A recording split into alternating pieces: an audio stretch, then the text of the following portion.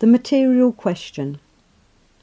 On the 8th of April 1924, the day of the opening in New York of a branch of the Institute for the Harmonious Development of Man, a dinner in honour of Mr. Gurdjieff was arranged at one of the Russian restaurants there by his friends and by several pupils of the French branch. After dinner, most of those present went with Mr. Gurdjieff to the apartment of Mrs. R. at 49th Street. Here, over coffee, served by the amiable hostess, and liqueurs obtained somehow by Dr. B, conversation continued until breakfast of the following day. Mr. Gurdjieff spoke mostly through interpreters, Mr. Lilians and Madame Versilovsky, answering all kinds of questions that were put to him, chiefly of a philosophical character. During a brief interruption, while we were eating watermelon, which came from Buenos Aires, and was a great rarity at that time of year, even in New York, Dr. B, the proprietor of a large fashionable sanitarium, who had the reputation of being a practical man, suddenly turned to Mr. Gurdjieff with the following question. "Could you tell us, sir, what are the means by which your institute exists, and approximately what is its annual budget?" To our surprise, Mr. Gurdjieff's answer to this question took the form of a long narrative. As this story revealed an unsuspected aspect of the struggle he carried on throughout his life, I have undertaken to reproduce it, in so far as possible, exactly as it was told that day.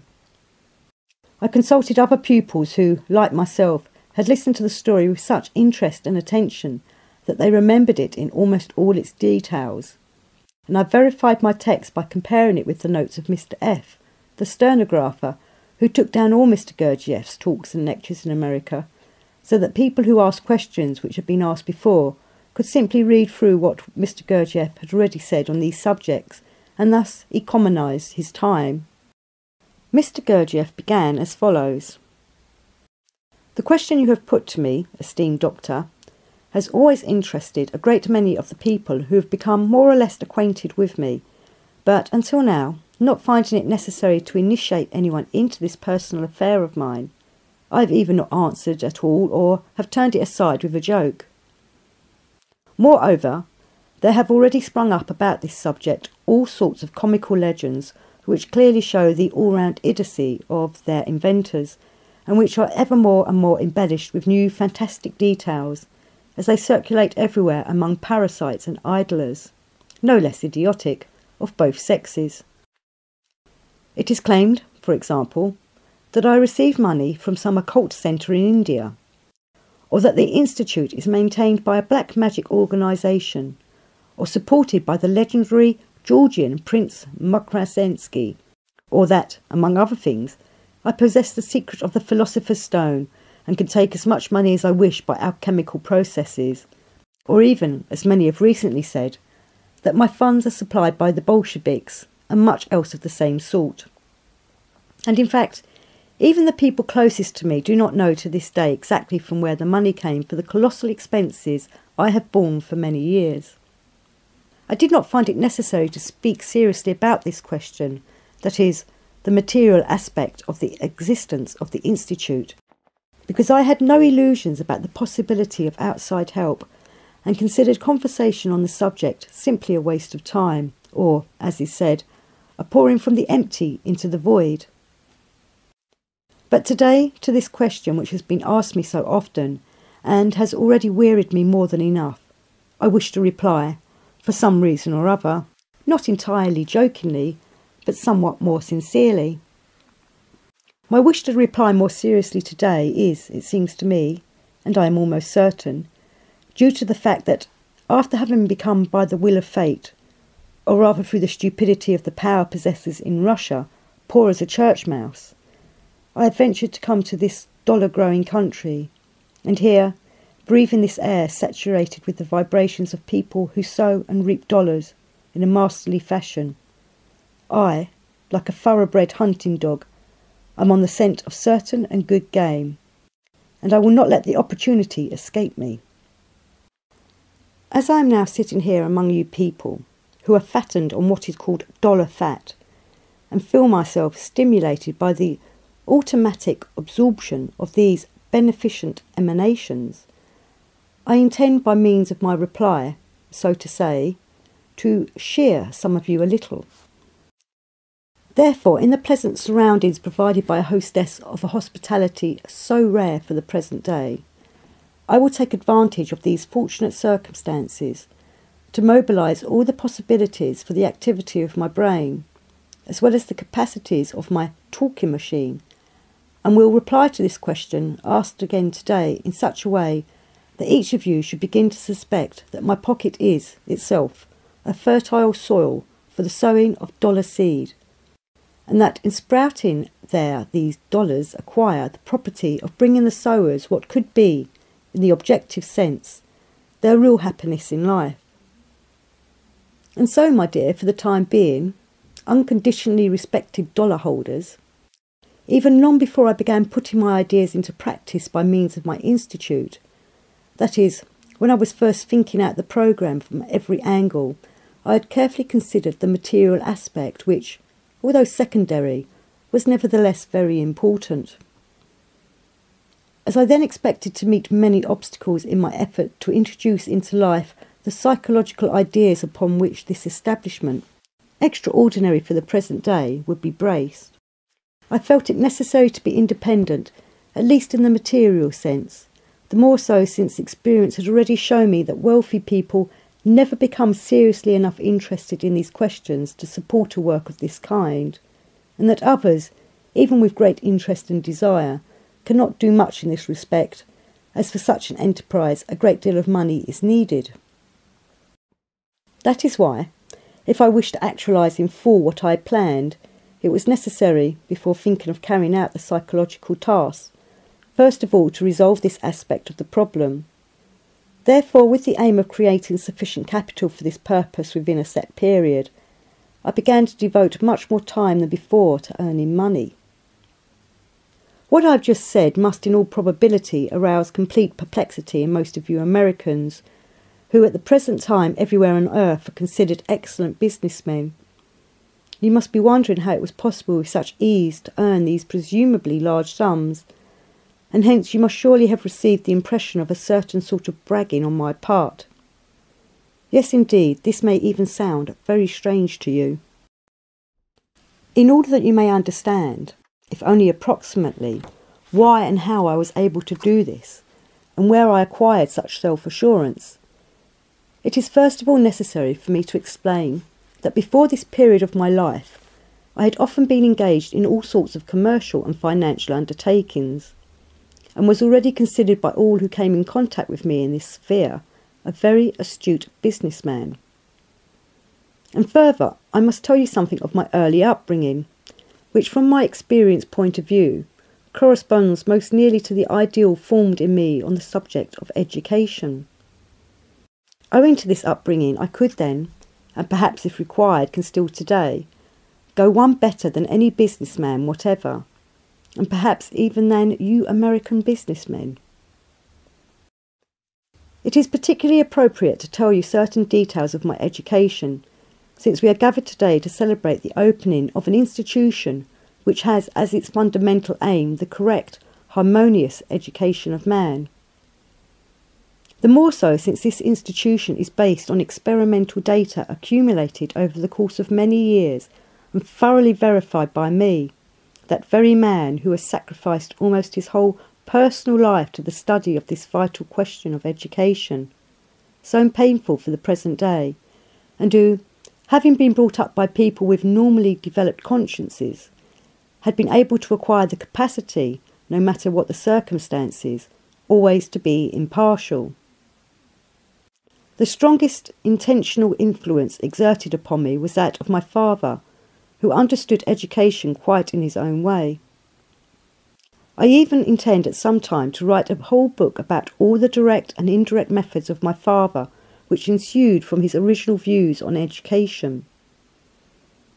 As soon as there appeared in me the signs of a more or less correct comprehension, he began, among other things, to tell me all kinds of extraordinary tales, which always led up to a series of stories about a certain named carpenter, named Mustafa, who knew how to do everything and one day even made a flying armchair.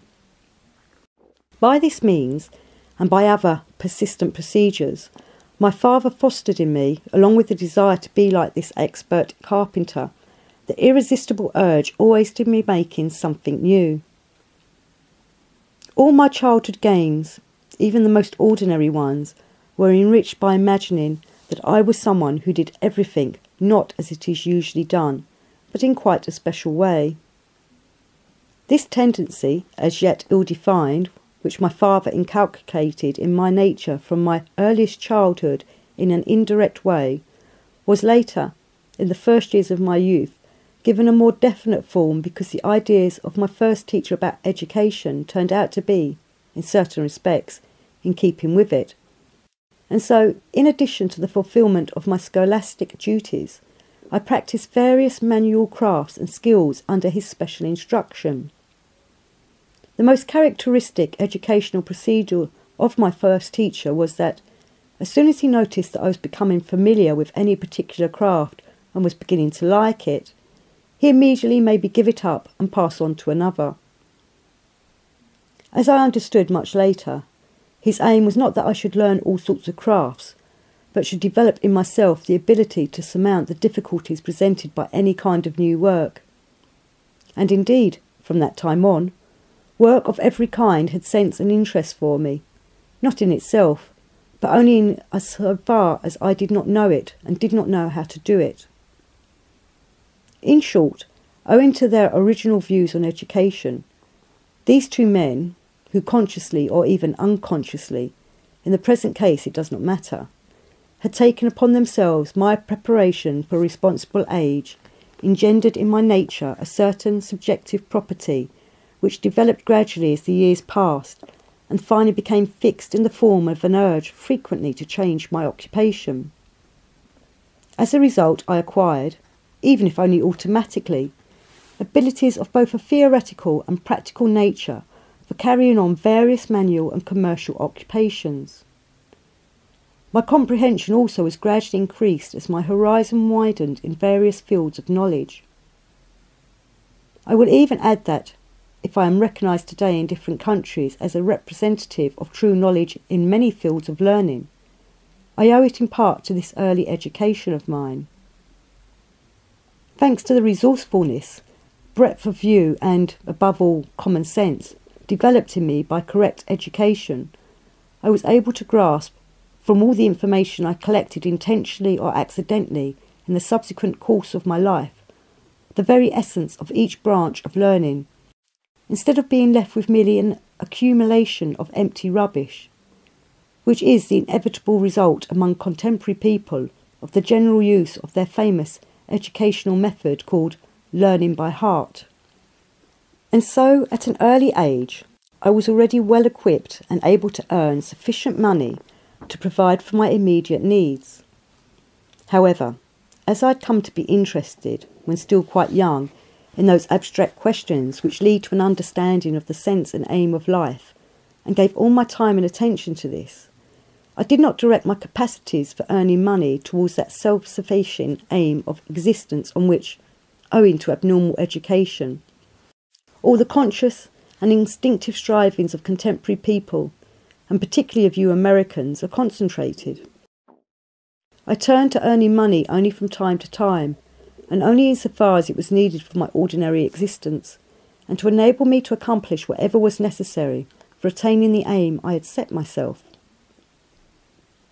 Coming from a poor family, and not being materially secure, I had to resort rather often to earning this indeed despicable and maleficent money for unavoidable needs. However, the process itself of earning money never took much of my time because, owing to the resourcefulness and common sense developed in me by correct education, I was already in all these life matters what might be called an expert, cunning old blade.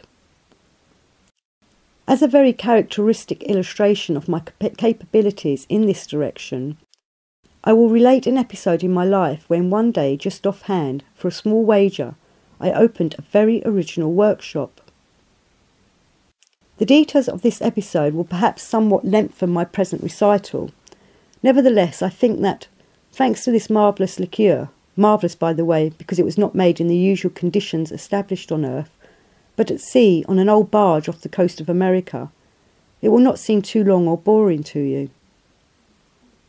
Well then, it was not long before the last expedition through the Pamar region and India, organised by the society we had formed, called the Community of Truth Seekers, of which I'd been a member from the very beginning.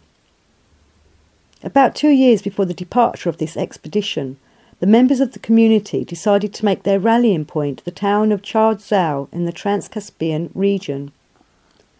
All those intending to participate in the expedition were to meet there on the 2nd of January of the year 1900, and from there first of all to move up along the course of the river Amu Darya.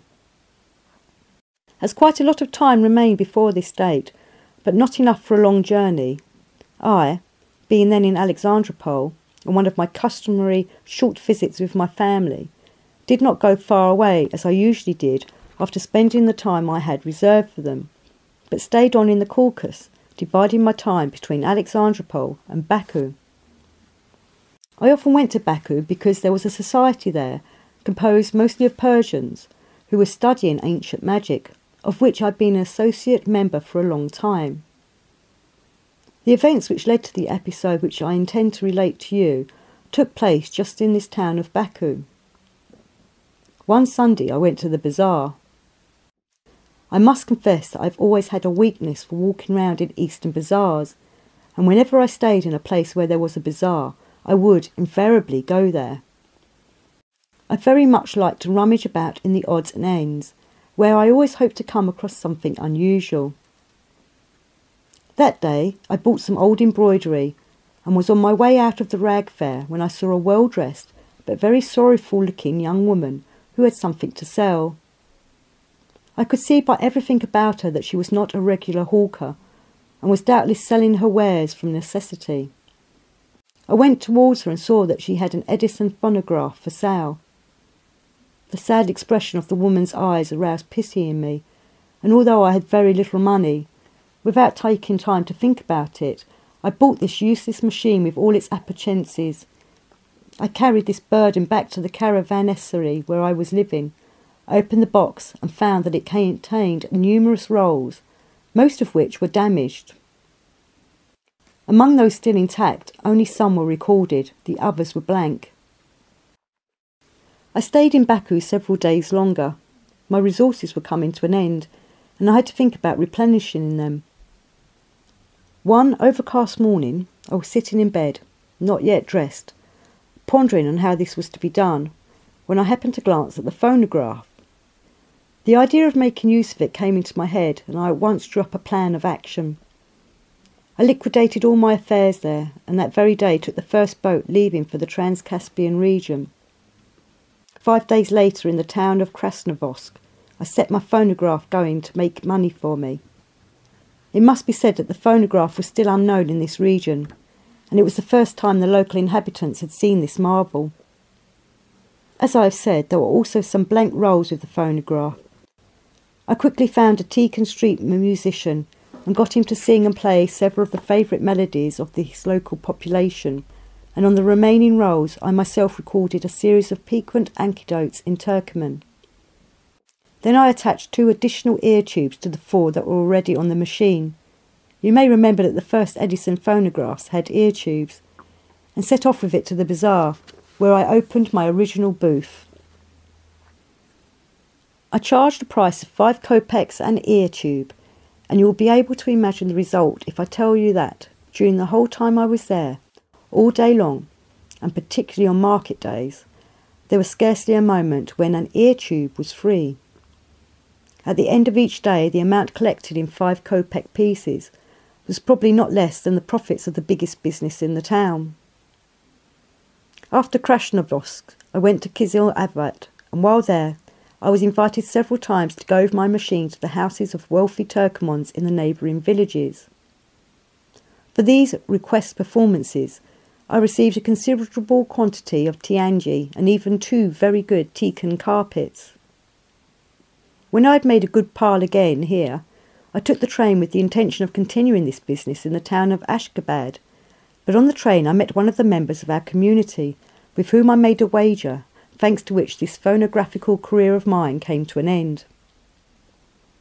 The comrade I met was the inimitable and fearless Madame Wittwitzgia, who always wore men's clothes. She had participated in all our perilous expeditions into the depths of Asia, Africa, and even Australia and its neighbouring islands. She also was to participate in the coming expedition and, having still a good many months free, had decided to go from Warsaw to Anjian to visit her sister, who was married to a representative of the textile firm of Ponzanski, and to take a rest there before the date of our assembling at Charsdale. On the way we talked a great deal, and among other things I told her about my recent enterprises. I do not remember how or for what reason a dispute arose between us, but the result was that it ended with a wager, according to which, under very precise conditions and by a definite date, I was to make a certain sum of money. This wager interested Wittwitzgia so seriously that she not only decided to stay with me to see how I would fulfil it, but even undertook to help me. So instead of going on to Anjian, she got off the train with me at Ashgabat. I must admit that the fulfilment of this accidentally arisen and complicated task which I had taken upon myself interested me so much that I was fired with a passionate obstinacy to carry it out whatever the consequences, and even to surpass the set conditions. While still in the train, I thought out a general plan of action, and as a first step I then and there drew up the following advertisement. The Universal Travelling Workshop. In its passage will stop here for a very short time. Hurry and give your orders and bring everything you have to be repaired or remodelled. We repair sewing machines, typewriters, bicycles, gramophones, music boxes, electric, photographic, medical and other apparatus, gas and oil lamps, clocks, all kinds of musical instruments, accordions, guitars, violins, tariffs and so on. We repair locks and weapons of all sorts. We repair, remodel, upholster and refinish any piece of furniture, whatever, even in our workshop or at your own house. We repair, varnish and tune upright and grand pianos and harmoniums. We install and repair electric lighting, bells and telephones. We mend and recover umbrellas. We repair children's toys and dolls and rubber articles of all kinds. We wash, clean and mend rugs, shawls, tapestries, furs, etc. We remove all kinds of stains. We restore pictures, porcelain and all kinds of antiques. The workshop has a well-equipped galvano plastic cabinet for gold plating, silver plating, nickel plating, bronzing and oxidizing. Any article reclined with wet metal, samovars, relined and nickel plated in 24 hours. Orders taken for all kinds of embroidery, cross-stitch, satin stitch, chenille, with beads, feathers, plush and so on. We stamp anything you wish on wood, leather and cloth. The workshop takes orders for all kinds of alabaster and plaster models, such as statuettes, domestic and wild animals, fruits, etc., etc., and also makes plaster masks of the dead. We execute orders for artificial flowers in bread, wax, velvet and coloured paper, for wreaths, bouquets, ladies' hats and ushers' buttonholes. We write by hand, print and decorate visiting cards, greeting and anniversary cards and invitations. We take orders for corsets and trussets and also make old ones into new. We make ladies' hats from the latest Paris models, etc., etc. As soon as we arrived in Ashgabat, I found lodgings and obtained permission from the police to print and distribute the advertisements. The next day I rented, in the centre of the town, premises for the workshop, consisting of a large room opening onto the street for the shop and 2 small rooms at the back. In addition, there was a small yard and a kind of shed. Having bought the most necessary tools and hastily set up a homemade Bunsen battery and adapted some old wash basins as vats for galvanano plastic work, I hung over the entrance a large sign with red letters on a white cloth which said, "American Travelling Workshop, here for a very short time, makes, alters and repairs everything."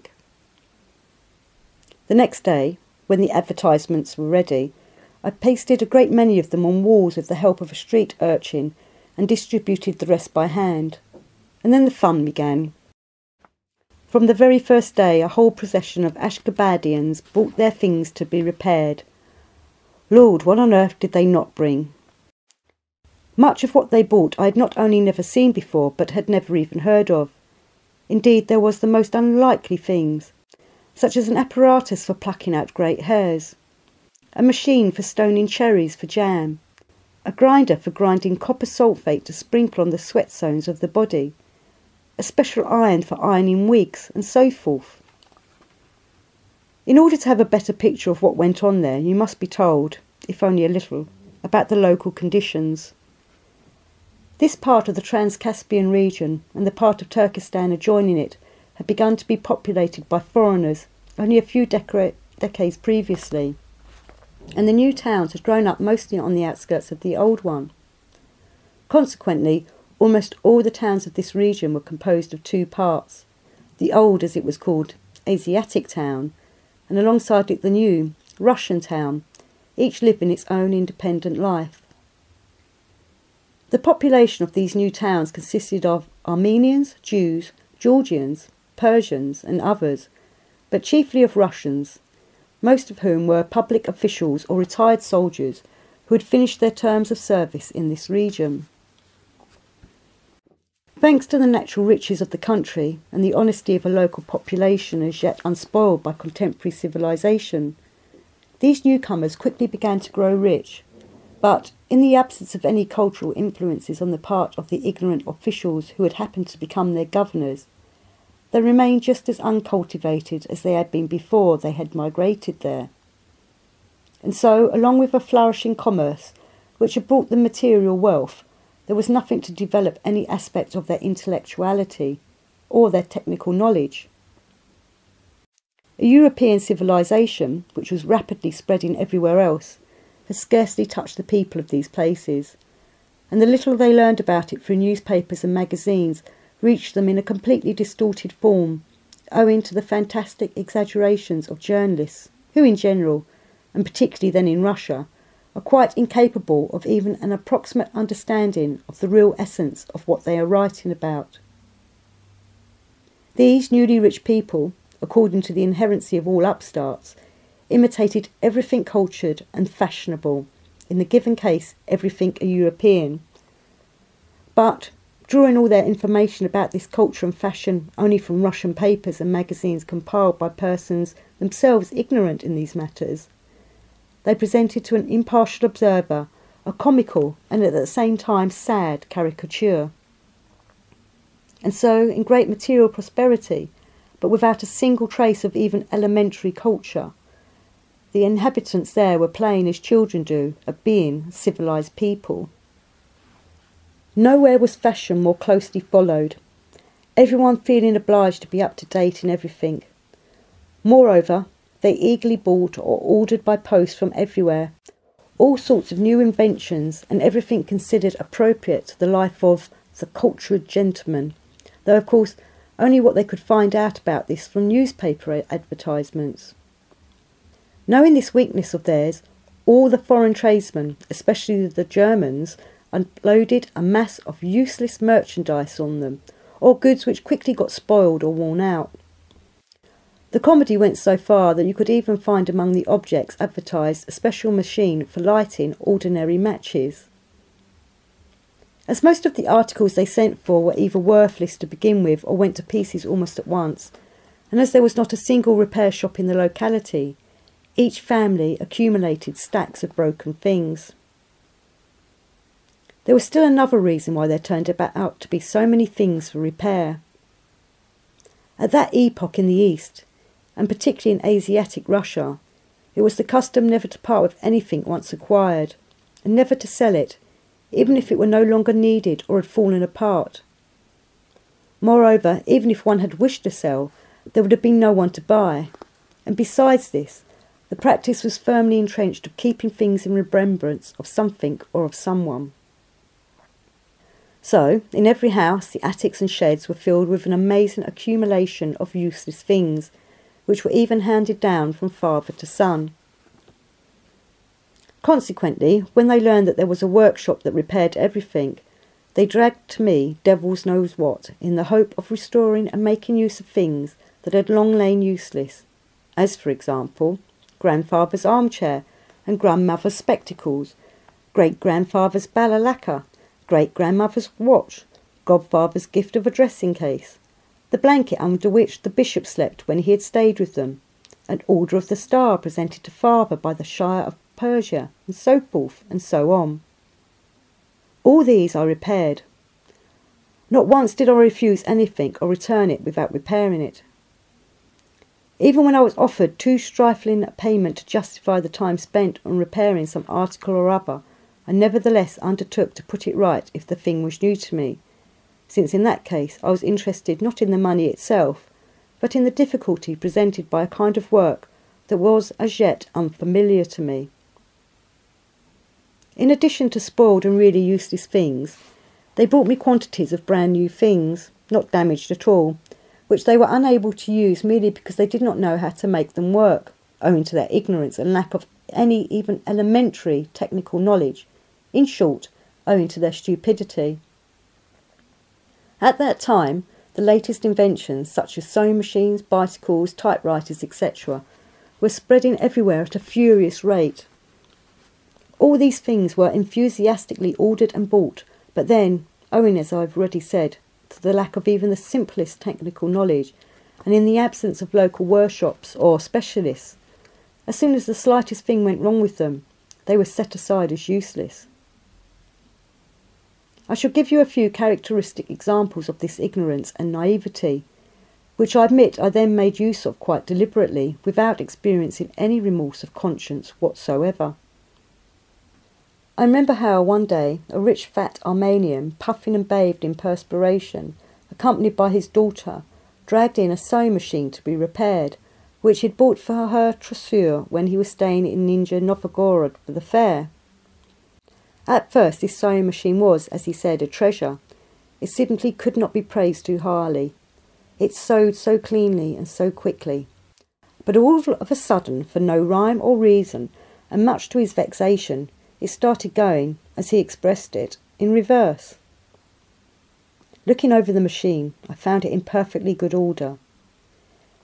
You may know that in certain sewing machines, alongside the lever regulating the seam, there is another lever for changing the direction of the feeder, and when this lever is shifted, one changes the direction in which the material moves. Obviously, someone had touched this lever unawares, and instead of the material being pushed forward, it was now being pulled backwards. I saw at once that to put the machine right, I had only to shift the lever into place. I could have done this then and there, but seeing that I was dealing with a crafty old rogue, and learning from the conversation that he was a merchant of caracole skins, I felt sure, well, knowing such types, that to cram his own pockets he had tricked more than one techie or buccaranian, who are as credulous as children, and I therefore decided to pay him back in his own coin. So I went into a long-winded story about what was wrong with his sewing machine, and told him that several pinions would have to be changed for the machine to work properly again, at the same time cursing by everything under the sun the rascally manufacturers of the day. In short, I skinned him for 12 roubles 50 kopecks, promising to put the machine right in 3 days. But of course he had scarcely reached the door when it was already put right, numbered and placed with the finished articles. I remember well how, on another occasion, an officer entered the workshop and said to me in a tone of great importance, "Go to the office of the regional commandant and tell the clerk in charge that I order him," by the way, Russian officers of that period never spoke to anyone except to give orders, "to show you the typewriters. When you have looked at them, let me know what is wrong with them." And off he went as he had come. His offhand, imperious tone astonished me and somehow infuriated me, so I decided to go there without fail, chiefly in order to find out what sort of a bird this officer was, and perhaps also to find a way of putting one over on him, which I must admit I always enjoyed doing because, beneath an expression of naive innocence, I knew how to punish such insolent persons very venomously. I went the same day to that office, announced myself to the head clerk and explained the reason of my visit. I discovered that it was the adjutant himself who had come to see me. Whilst I was examining the typewriters, of which there were 3, the loquacious clerk, whom I'd only already made my thanks to a cigarette and a piquant anecdote of officer life, explained to me the following. These machines, recently received from St. Petersburg, at first worked excellently, but soon one, then another, and then the third got out of order, all in the same way. The ribbon stopped unwinding. The adjutant, the quartermaster and others all tried to put them in order, but try as they might, no one succeeded, and for the last 3 days the office work had again to be written by hand. While the clerk was telling me all this, I had examined the typewriters and already knew what the trouble was.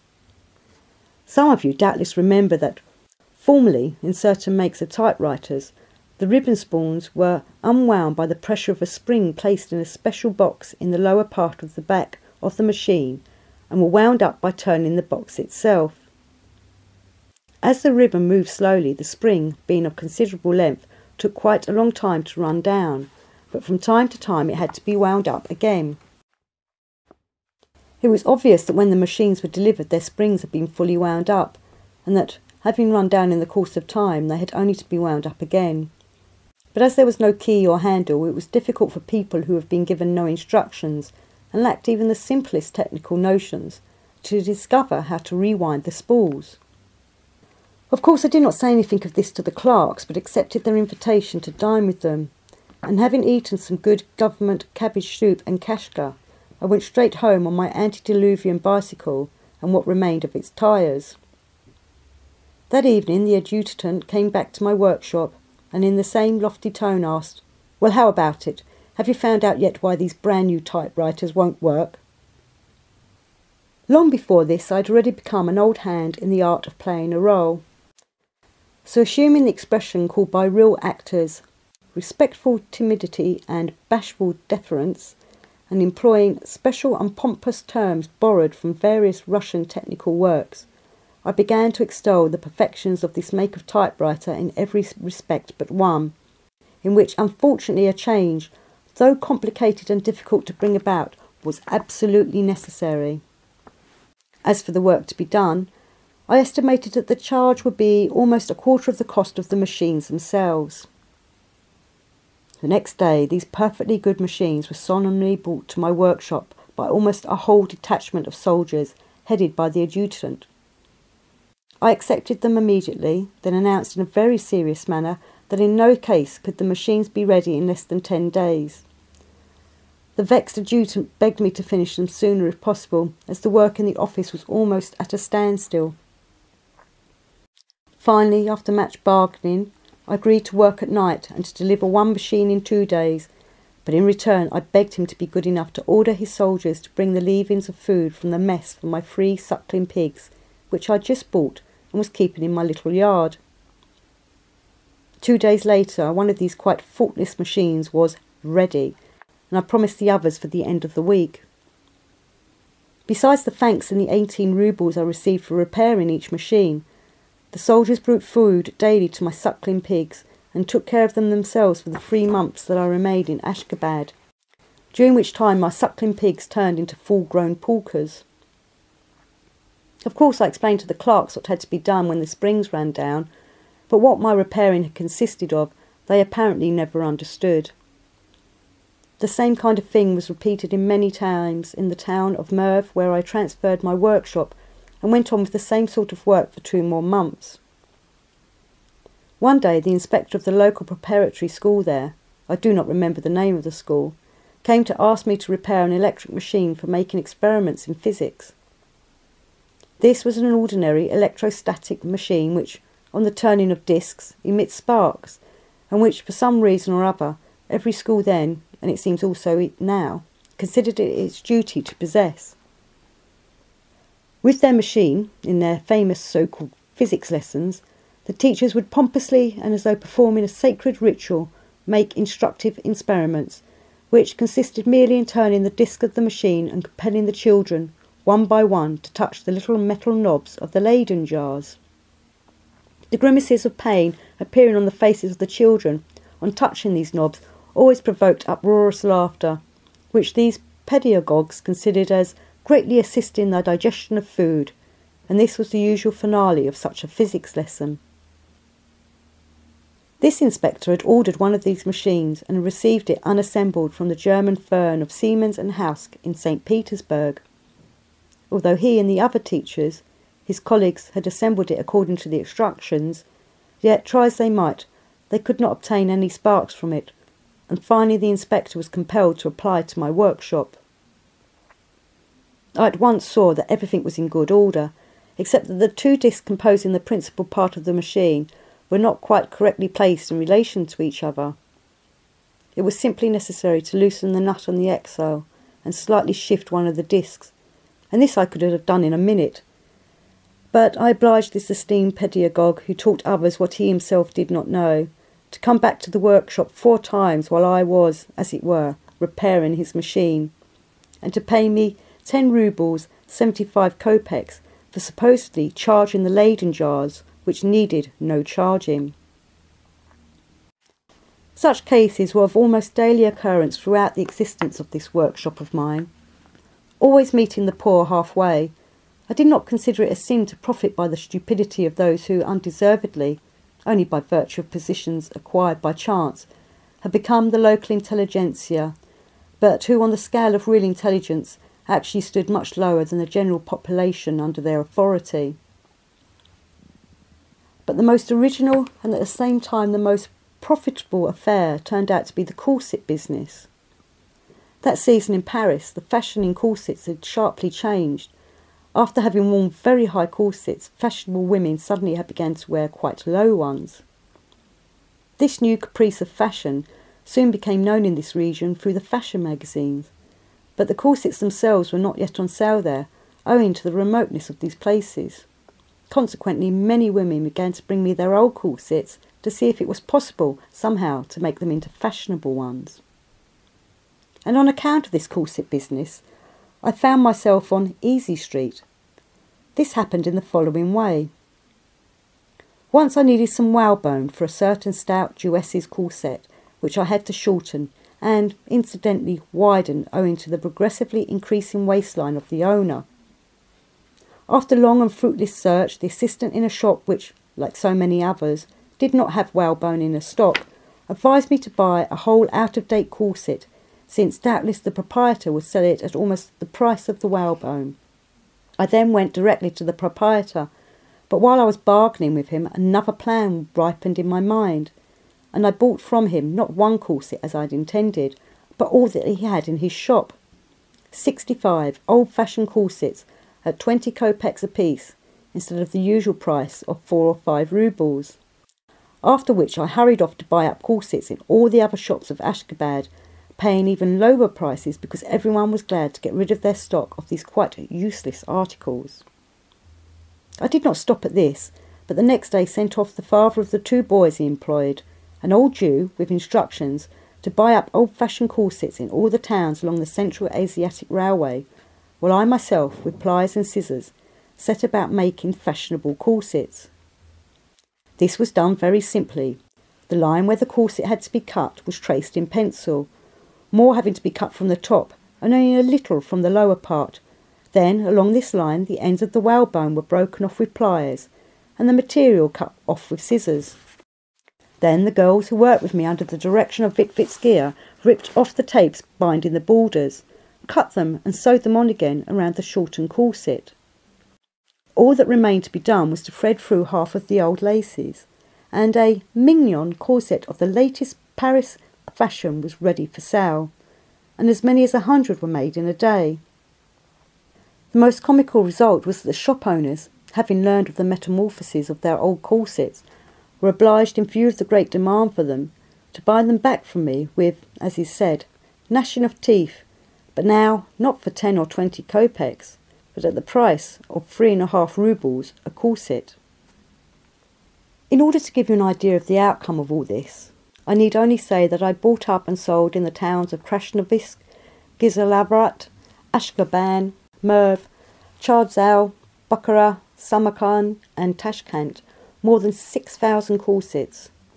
A material profit out of all proportion to the scale of the enterprise was achieved, not merely owing to the ignorance and naivety of the locals, so to say, variegated inhabitants, or even to my well-developed astuteness and resourceful adaptability to all kinds of situations, but chiefly owing to my merciless attitude towards those weaknesses, present in me as in everyone, which, through repetition, form in man what is called laziness. It is interesting to note that during that period, a change in the functioning of my common presence took place, inexplicable from the standpoint of ordinary science, and repeated more than once in the course of my life. This was a change in the regulation of the tempo of the incoming and outgoing of energy, which enabled me to sleep scarcely at all for several weeks, and even for months, yet at the same time to manifest an activity which, far from being reduced, was on the contrary even more intense than usual. The last time this state reappeared, I was so interested in this phenomenon that it became for me, that is, for myself cognising parts, a question of equal significance to that of certain other questions which had arisen in me long before, and the solution of which had, from then on, been the aim and sense of my life. I even intend, after arranging matters connected with the fundamental programme of the Institute, and when I shall again have the possibility of devoting half my time to my subjective interests, to give fair place to the elucidation of this question. This as yet incomprehensible particularity of the general functioning of my organism may be seen very clearly in the situation which existed during the period I am describing. All day long an almost constant stream of customers, outdoing one another in loquacity, brought me their broken things for repair, or came to pick up those already repaired, so that the greater part of my day was spent in receiving and returning orders. The intervals when there happened to be no customers gave barely enough time, even when I made exceptional haste, for going to buy new parts, and the many and varied materials constantly required. Thus the work itself had to be done at night. During the entire period of existence of the workshop, I had to divide my time in this way, the day for customers and the whole night for working. I must say that I was greatly helped in all this work by Gurdjieff, who very soon became almost an expert at covering umbrellas, at remodelling corsets and ladies' hats, and especially at making artificial flowers. I was also helped by the two boys I had taken on at the very beginning, the sons of the old Jew. The elder cleaned and repaired the metal things for galvanising and polished them afterwards, and the younger ran errands and kindled the fire in the forge and kept the bellows going. Towards the end I was also helped, and by no means badly, by 6 young girls from local patriarchal families, whose parents, desiring them to have a complete education, sent them to my universal workshop to perfect themselves in fine needlework. Even at the beginning, when there were only 4 of us, the quantity of work done was indeed such that it gave the impression that behind the door leading to the back rooms, on which of course there was a notice, entrance strictly forbidden to the public, at least several dozen craft workmen were working. The workshop was open in Ashgabat 3.5 months, and during that time I had made 50,000 roubles. Do you know what such a sum then meant? For comparison, one must remember that at that time the salary of the average Russian public official was 33 roubles, 33 kopecks a month, and that with this sum not only a single man, but one who had a family and even a crowd of children contrived to live. The salary of a high-ranking officer, from 45 to 50 roubles, was considered a great deal of money, and the dream of every young man was to earn this much. Meat then cost 6 kopecks a pound, bread 2 or 3 kopecks, good grapes 2 kopecks, and there were 100 kopecks in a rouble. 50,000 roubles, that was considered a real fortune. During the existence of the workshop, there were frequent opportunities for making greater profits by going into enterprises on the side. But one of the conditions of the wager was that the money was to be earned only by manual skills and by such small commercial transactions as would necessarily be connected with them. So I did not once yield to this temptation. The wager had long been won while still in Ashgabat, and the agreed amount earned 4 times over. Nevertheless, as I have said, I decided to go on with the same sort of work in another town. Almost everything had been liquidated. Vitskia had gone to her sister's, and I was getting ready to leave 3 days later for Merv. What I have already told you is, I think, sufficient for you to have some idea of what I wish to make clear by this story, namely that specific feature of the common psyche of man, which is an ideal for you Americans, and which you call the commercial fibre, may also exist, and be even more highly developed, along with other fibres which you Americans do not have, among people living on other continents. Nevertheless, to illustrate this further, and to give a fuller picture of my activities in those days, I will tell you about one more commercial trick which I played just before I left Ashgabat. I must tell you that just after I opened my workshop, I announced that I would buy all sorts of things. I did so for 2 reasons.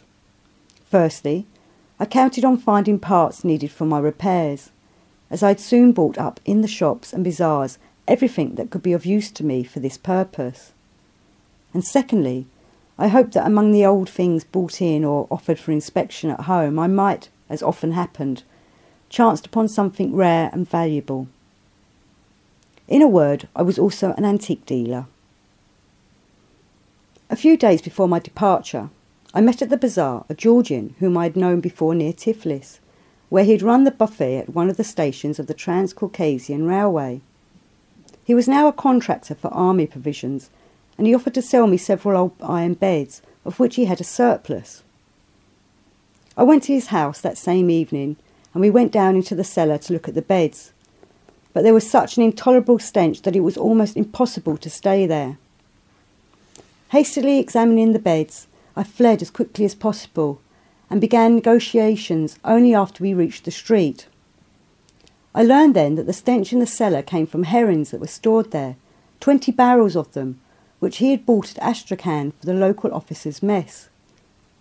When the first 2 barrels were delivered and opened, the herrings were found to have gone bad and were rejected. The Georgian, fearing to lose his reputation, did not wish to offer them anywhere else, so he took them back and placed them temporarily in his cellar, and then almost forgot about them. It was only now, after 3 months, when his whole house reeked of them, that he had made up his mind to get rid of them as soon as possible. What vexed him was not only that he had lost money on them, but that in addition he would even have to pay to have them carted to the dump heap, as otherwise the Sanitary Commission might hear about it and fine him. While he was telling me all this, my thoughts began to work, according to the habit formed in me during this period, and I asked myself whether it might not be possible, by some combination or other, to derive profit even from this affair. I began to calculate. He has 20 barrels of rotten herrings, which must be thrown away, but the barrels themselves are worth at least £1 apiece. If only I could get them emptied for nothing. Otherwise, carting them away would cost almost as much as they are worth. Then suddenly it dawned on me that surely herrings, especially rotten ones, would make good manure. And I thought that a gardener, in order to get such good manure for nothing, would surely agree in return to fetch the barrels, empty them, rinse them out, and bring them to me at the workshop. After smoking them, I would be able to sell them at once, as barrels were in great demand, and in this way, in half an hour, I should make 20 roubles. And nobody would lose anything, but on the contrary, everybody would gain by this. Even the Georgian, who had lost on the merchandise, but would now at least save the expense of carting. Having thus thought things out, I said to the Georgian, "If you will take a little more off the beds, I will arrange for these barrels to be carted away without any cost to you." He agreed, and I promised to rid him of this source of infection the next morning. I paid for the beds, loaded them on my cart, and also took along one of the unopened barrels of herrings to show to a gardener. Back at the workshop we unloaded and put everything into the shed. Just at that time the old Jew, the father of the boys who were working for me, came in, as he usually did in the evenings, to have a chat with his sons, and sometimes even to help with their work. I sat down in my little yard to smoke, and the thought suddenly entered my head to try the herrings on my pigs, Perhaps they might eat them. Without explaining anything to the old man, I asked him to help me open the barrel. When the lid was raised, the old Jew bent over to inhale the odour, and immediately his face lit up and he exclaimed, "Now that's what I call herrings. Herrings like these I have not seen for a long time, indeed not since I got into this damn country." I was puzzled. Having lived mostly in Asia, where they do not eat herrings, I could never tell good from bad even if I did happen to eat them. They all had the same nasty smell for me, so I was bound to give some credence to this emphatic announcement of the old Jew, the more so since formerly, when he lived in Russia in the town of Rostov, he had had a butcher shop where he also used to sell fish. However, I was still not entirely convinced and asked him whether he might not be mistaken. But he, offended to the core, replied, "What's that you're saying? These are genuine preserved such and such herrings." I do not remember what he called them. Still having some doubts, I told him that I had by chance brought up a whole consignment of these herrings, and that among us it was a good omen when any goods were opened if some were sold at once. It was a sign that the entire sale would be successful. So now we should at once, without waiting till morning, sell at least a few herrings, and I asked him to try to do this immediately. In this way I wanted to make sure that what the old man had said was true, and to act accordingly. Near my workshop lived many Jews, most of them tradespeople. As it was evening, most of the shops were closed, but just opposite the workshop lived a watchmaker, a certain Friedman. He was called on first, and he instantly bought a whole dozen, paying, without any bargaining, 15 kopecks a pair. The next buyer was the proprietor of the pharmacy on the corner, who at once bought 50.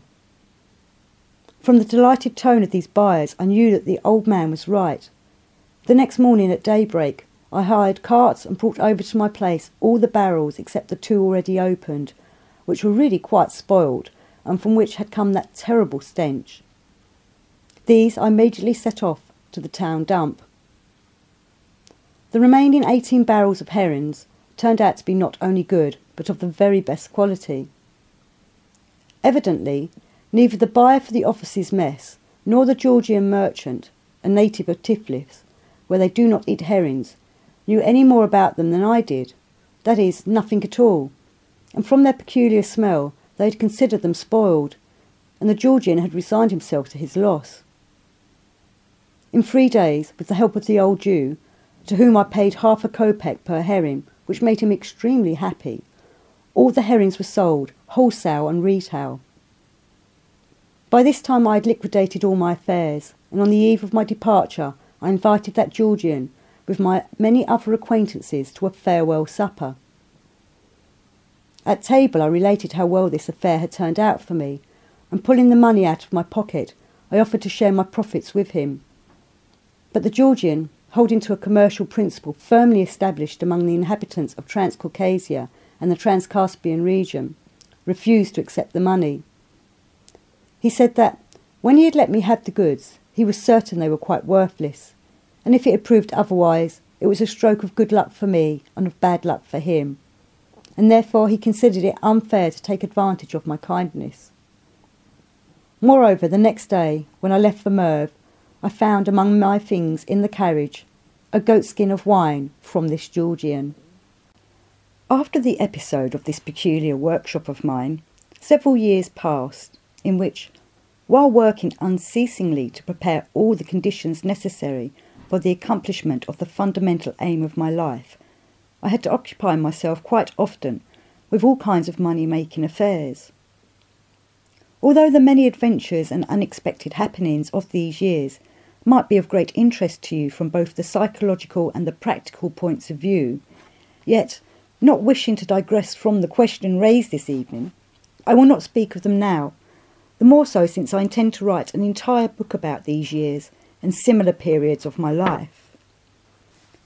I will only say that by the time I set myself the task of creating a definite amount of capital, I had already acquired much experience and self-confidence, and therefore, when I directed all my faculties towards making money for this purpose, then, even though this aspect of human striving in itself had never been of interest to me, I carried it out in such a way that the results might have aroused the envy of even your best American dollar business experts.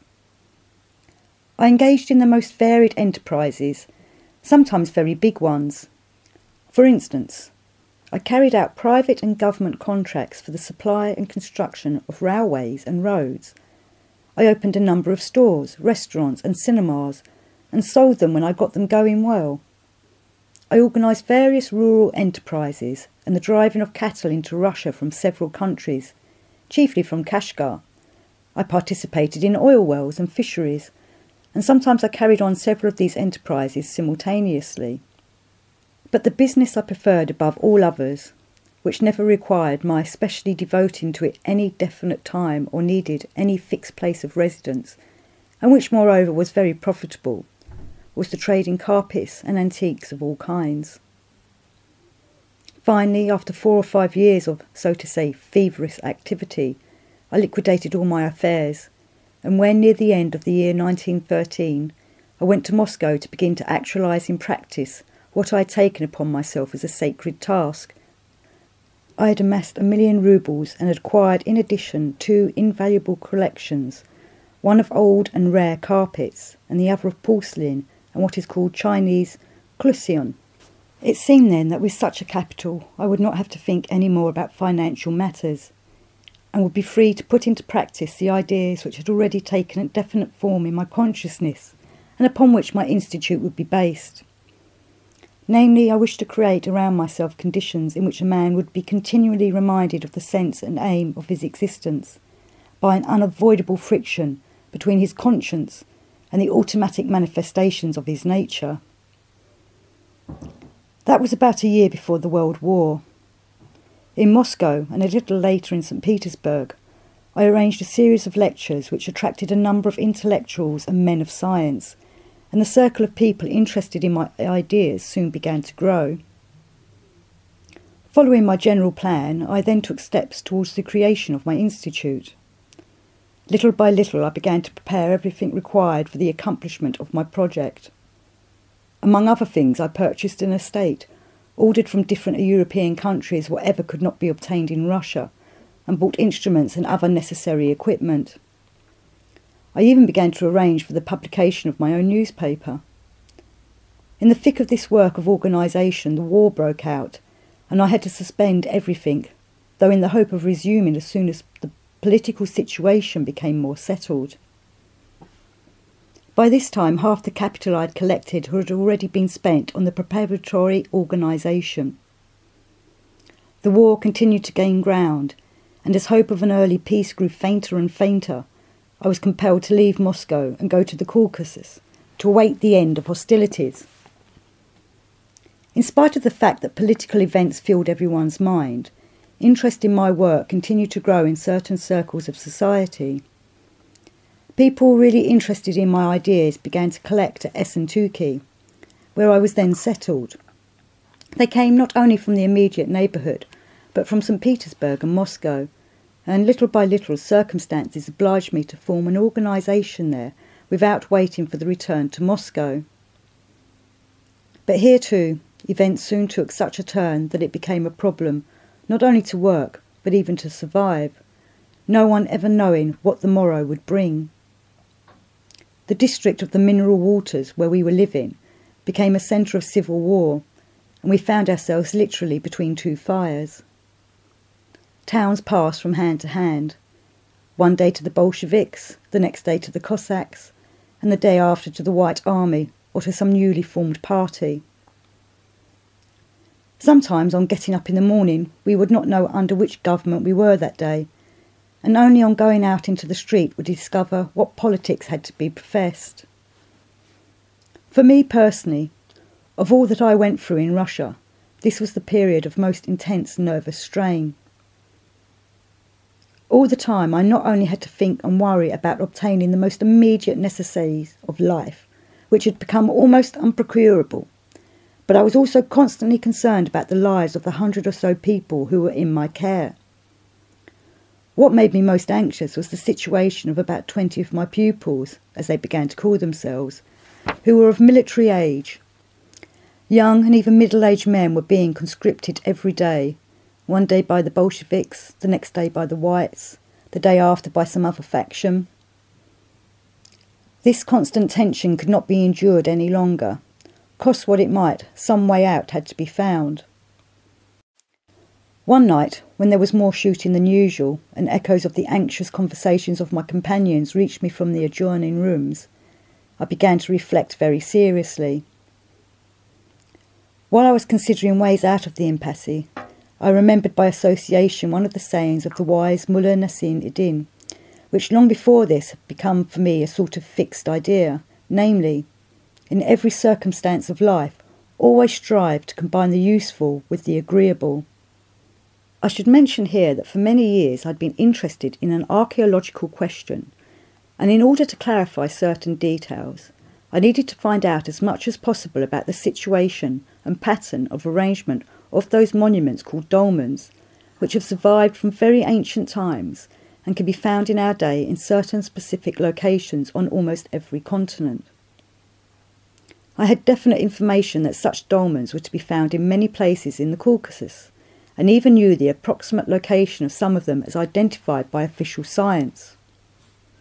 Although I had never had enough time for a systematic exploration of these places, nevertheless, during my frequent trips through the mountains of the Caucasus and Transcaucasia, I had never missed an opportunity for going to see them, choosing for this the times least detrimental to the pursuit of my fundamental aim.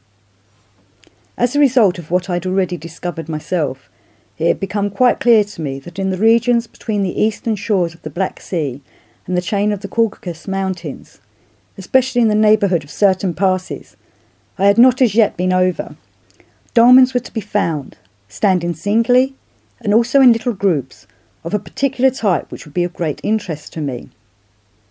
So, as I found myself cut off from the world, with my activities brought to a standstill by the situation which had arisen, I decided to use the time at my disposal for a special expedition to those regions of the Caucasus in order to search for and examine these dolmens, and at the same time bring both myself and the people in my care into safety.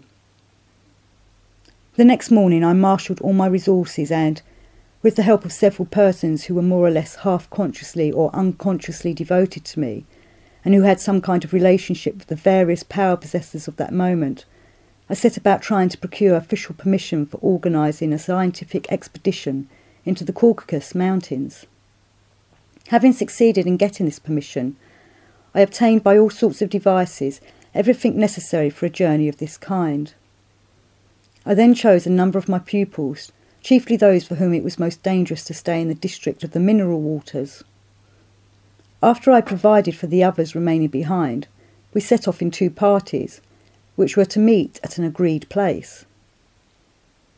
The first party of this scientific expedition, which started from the town of Pyatikos, consisted of 12 persons, and the second from the town of Esentuki of 21, of whom I was one. Officially, these two groups were considered quite independent of each other and as have nothing in common. Without really knowing the conditions then prevailing in this country, one must have a particularly fertile imagination to form even a rough idea of what it meant to organise a scientific expedition, moreover an official one at such a time. From Esentuki I intended to go first through inhabited districts to Mount Indur, situated not far from Tuaspis, and from there to begin searching in a south-easterly direction along a line from 25 to 60 miles distant from the shores of the Black Sea. For the first part of the journey I managed, after great difficulties, to procure from the Bolshevik government, which was then in power, 2 railway wagons, and this I did at a time when, owing to the constant movement of troops, it was almost unthinkable even for one man without luggage to travel by rail. Having squeezed into these wagons all 21 persons, 2 horses, 2 mules, and 3 two-wheeled carts, not to mention the great quantity of equipment bought for the expedition, such as tents, provisions, and various instruments and weapons, we started off. We travelled this way as far as Makop, but since almost the whole roadbed of the railway beyond this town had been destroyed, the previous day by a newly formed group of rebels who called themselves by some such title as the Greens, our expedition was compelled to continue further on foot and by cart, and not in the direction of Tupus, as I had originally intended, but towards what is known as the White River Pass.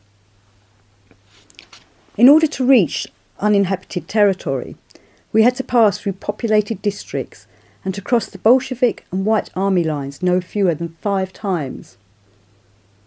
Whenever I recall all those almost indescribable difficulties, even now that it is all over and only a memory of the past, there arises in me a feeling of real satisfaction that I succeeded in surmounting them. It was indeed as if, during that whole period, miracles were being performed for us. The epidemic of fanaticism and mutual hatred, which had seized all the people around us, did not touch us at all. One might have said that I and my companions moved under supernatural protection. Just as our attitude towards each side was impartial, as if we were not of this world, so their attitude towards us was the same. They considered us completely neutral, as in truth we were. Surrounded by infuriated beasts of people, ready to tear one another apart for the slightest booty, I moved amid this chaos quite openly and fearlessly, without concealing anything or resorting to any subterfuge. And in spite of the fact that requisitionary pillaging was in full swing, nothing was taken from us, not even the 2 casks of alcohol, which on account of great scarcity were the envy of all. In telling you about this now, a feeling of justice, that very justice which comes from my understanding of the psyche of people subjected to such events, obliged me to pay a tribute to those of the Bolsheviks and White Army volunteers, most of them perhaps no longer alive, whose attitude of goodwill towards my activities, and even though adopted and unconsciously and purely instinctively, assisted the fortunate outcome of this dangerous enterprise of mine. Indeed, if I did manage to get safely out of that hell in the full sense of the word, it was not due entirely to my well-developed ability to discern and play upon the slightest changes in the weaknesses of the psyche of people in a psychosis of this kind. In the conditions in which these events were taking place, I would not have been able, even by maintaining the most active vigilance day and night, to foresee all the unexpected things that happened and to take corresponding measures. In my opinion, we got out safely because in the common presences of these people, although in the grip of a psychic state in which the last grain of reasonableness vanishes, the instinct inherent in all human beings for distinguishing good from evil in the objective sense was not completely lacking, and therefore instinctively sensing in my activities the living germ of that sacred impulse which alone is capable of bringing genuine happiness to humanity, they furthered in whatever way they could the process of accomplishment of that which I had undertaken long before this war. In all our dealings with them, there was never once a situation, either with the Bolsheviks or the White Army volunteers, from which I could not find some way out. Here I will add, by the way, that if at some time in the future the life of people should flow normally, and if this should then be specialists for investigating events similar to those which occurred in Russia, the various documents I have kept, which were issued to me by the 2 opposing sides for the protection of my interests and possessions, would furnish very instructive evidence of the extraordinary incidents that can occur during such mass psychoses. For example, among these numerous documents there is one paper, on one side of which is written, "The bearer, Citizen Gurdjieff, has the right to carry everywhere a revolver, caliber, number, certified by signature and seal affixed. The President of the Soldiers and Workmen Deputies, Rukazid, place of issue Essentuk, date of issue." On the back of this paper is written, "A certain Gurdjieff is authorised to carry a revolver numbered as indicated on the reverse side, certified by signature and seal affixed. For General Denikin, General Heyman, Chief of Staff, General Davidovich Nashiachinsky, issued in Maykop, date." After tremendous efforts, surmounting numerous unexpected obstacles, We went through devastated Cossack villages and finally got to Kemichi, the last inhabited place before the wilderness of the Caucasus Mountains. Beyond this point there was no passable roads. In Kemichi we made haste to procure whatever provisions were still obtainable, abandoned our carts to their fate, loaded most of our things on the horses and mules, and carrying the rest ourselves began to climb up the everlasting mountains. Only after crossing the first path did we at last breathe freely, feeling that the greatest dangers were behind us, but it was just here that the real difficulties of the journey began. About this part of the expedition from Kemichi over the White River Pass to Sochi, across the wilds of the Caucasian range, a journey which lasted about 2 months, filled with strange and even extraordinary adventures, I will not say anything. And this is because, according to information which has reached me, a description of this escape of ours from the centre of hell to its edge, through the almost impassable wilds of these mountains, as well as of our successful investigations of dolmens and all the visible and hidden riches of this region, has already been written, and will doubtless soon be published by certain members of this singular scientific expedition, who subsequently returned to Russia and are now cut off from the rest of the world. The group of people round me on this journey happened quite unexpectedly to be of such diverse types and education as could not have been more suitable for the aims of our expedition, and they very effectively helped me to resolve the problem of the dolmens. Among them were very good technicians and specialists in various branches of science, mining and other engineers, as well as specialists in archaeology, astronomy, zoology, medicine and other fields of knowledge. I will only add that, of all my impressions during this journey, the most outstanding is of the beauty of the regions between Kemichi and Sochi, especially of those from the pass down to the sea, which indeed deserve the high-sounding name of terrestrial paradise, often attributed to other parts of the Caucasus by the so-called intelligentsia. Although these regions would be quite suitable for agriculture as well as for watering places, and are not very far from populated centres, yet in spite of the growing need for land of this sort, they remain, for some reason or other, uninhabited and undeveloped. They were formerly populated by Cherkesses, who migrated to Turkey 40 or 50 years ago. Since then they have been abandoned, and no man's foot has trod them. On our way we sometimes came across formerly well-cultivated lands, and excellent orchards, which, though overgrown and wild, were still yielding enough fruit to feed thousands. Well then, only at the end of about 2 months, worn out with fatigue and with our provisions almost gone, did we succeed in reaching the town of Sochi on the shores of the Black Sea. Here, because certain members of the expedition, during what might be called our Way of Golgotha, were not equal to the situation, but manifested properties not corresponding at all to the high aim we had in view, I decided to part with them and went on with the others. We travelled now by ordinary roads to the town of Tiflis, where there was still, for that tumultuous time, a relative degree of order under the rule of the Menshevik Democrats of Georgian nationality.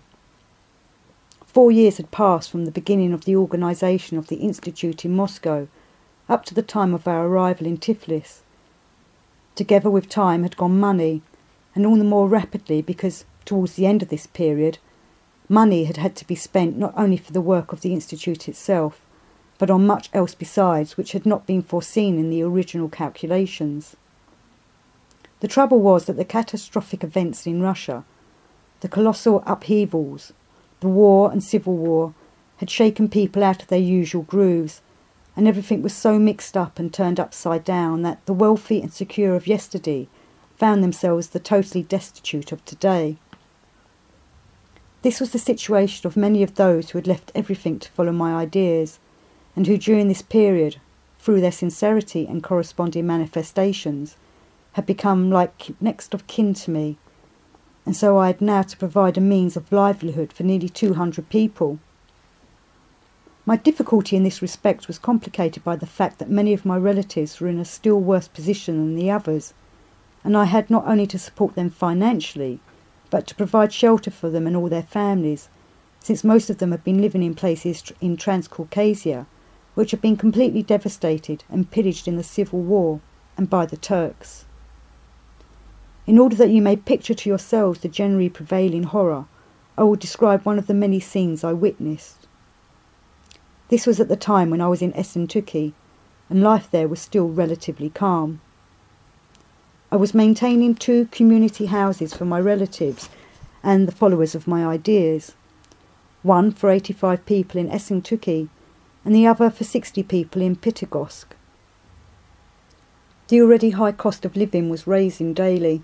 It was becoming more and more difficult, even with the large sums of money, to obtain food for the 2 houses, and I barely succeeded in making both ends meet.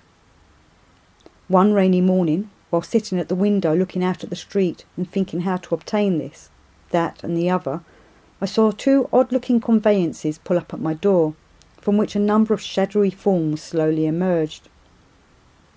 At first it was even difficult for me to make out what they were, but as my agitated thoughts grew a little calmer, I gradually began to realise that these were people, or more exactly skeletons of people, with only their burning eyes alive, clad in rags and tatters, their bare feet covered with wounds and sores. There were 28 in all, among them 11 children between the ages of 1 and 9. These people turned out to be relatives of mine, among them my own sister with her 6 little children. They had been living in Alexandropol, which, among other places, had been attacked by the Turks 2 months before. As neither the post nor the telegraph service was working and the towns were cut off from each other, the inhabitants of Alexandropol only learned of the approaching attack when the Turks were about 3 miles from the city.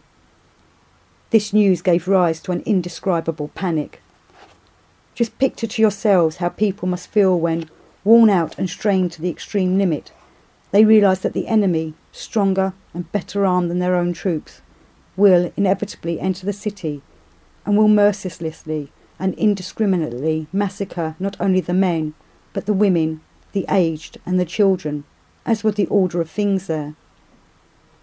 And so my relatives, like all the rest, learned of the approach of the Turks only about an hour beforehand, and seized with this panic, fled in terror just as they were, without stopping to take anything with them.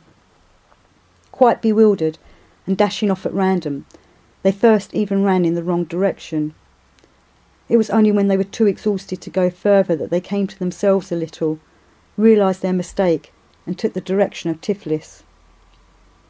After 20 long, painful days of walking over the mountains through almost impassable places, sometimes even crawling on hands and knees, hungry and cold, they finally arrived in Tiflis barely alive. Having learned there that I was living in Essentuki and that communications with that town would then open, they managed with the help of friends to hire 2 covered carts, and barely moving along what was called the Georgian military road, they finally landed at my door, as I have just said, in such a state that they were not even recognisable.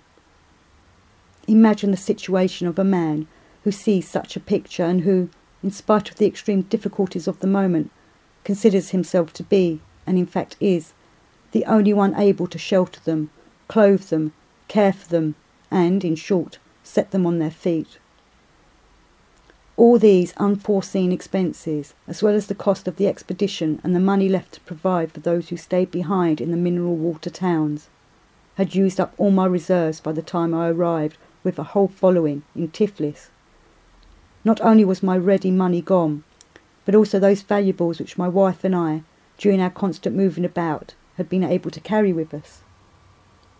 As for the other valuable things I had collected for many years, although a few had been disposed of, at the very beginning of the chaotic events in Russia, by some of my pupils from the 2 capitals, who afterwards came with their families to be near me in Essentuki, all the rest, including the 2 unique collections I have mentioned, remained partly in Petrograd and partly in Moscow, and I had no idea what had become of them. By the 2nd day after my arrival in Tiflis, matters had come to such a pass that I found myself without a single cent in my pocket.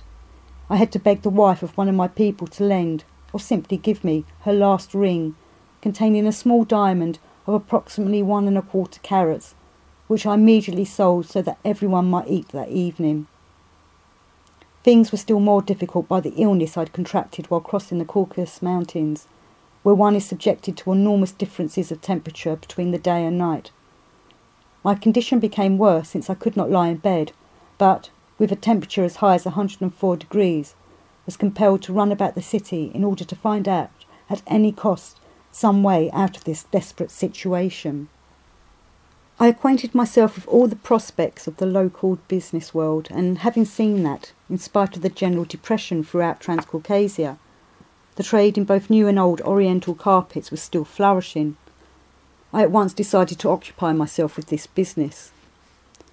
I chose several qualified persons from those who had come there with me, and also from those of my relatives who had lived there a long time, and, having taught them how to assist me, I very quickly organised a serious business in carpets.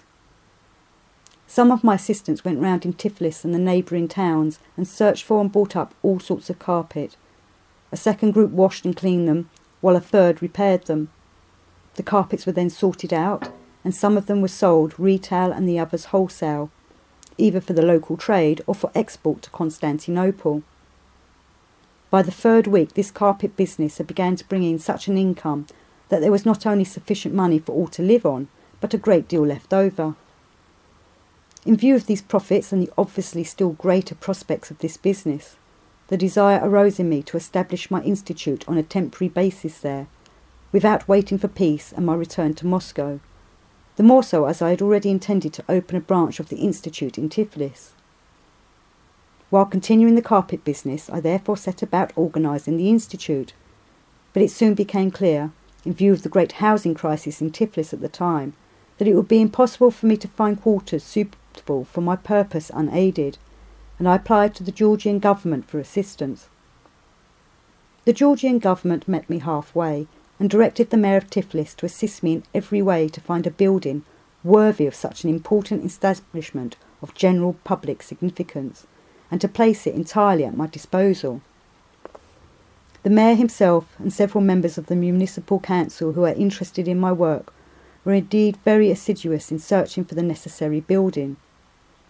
But in spite of all their goodwill, they could not find anything suitable, and offered me temporary quarters, promising to change them shortly for something permanent and more adequate. Thus, for the third time, I began the organisation of the institute, and first of all set about the same inevitable business of acquiring the necessary furnishings and equipment. Here, among the inhabitants of Tiflis, many people had been deeply affected by the change in their conditions of life, and felt the need to turn towards other values.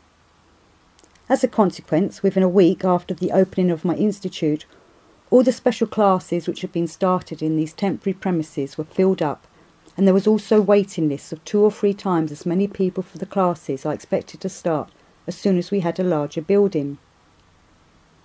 In these temporary premises, which were unsuitable in every respect and under exceedingly trying conditions, work on oneself began to come to life.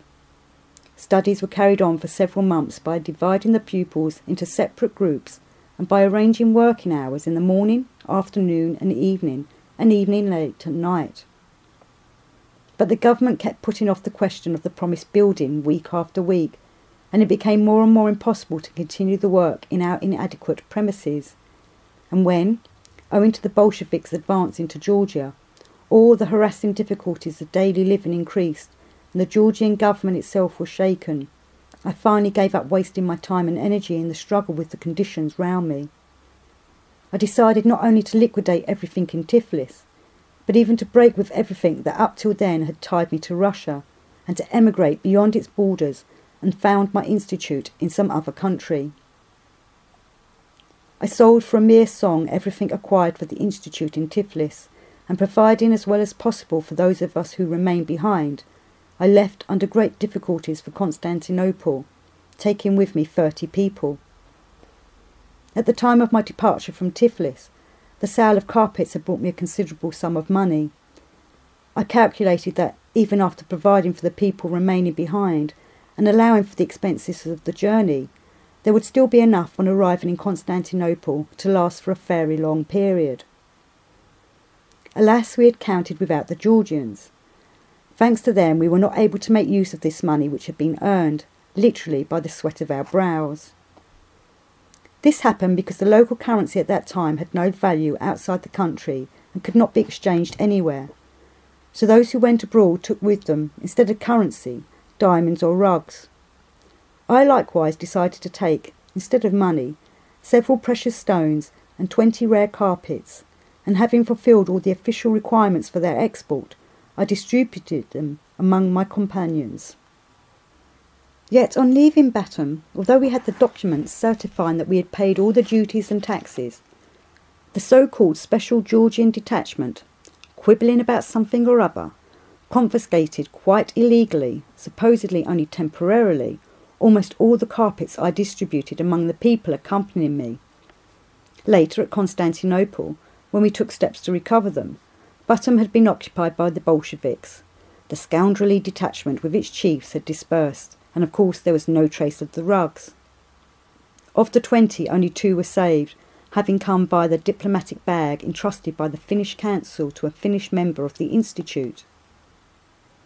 And so I found myself in Constantinople, in almost the same situation as arriving in Tiflis. I had at my disposal only 2 small diamonds and the 2 remaining rugs.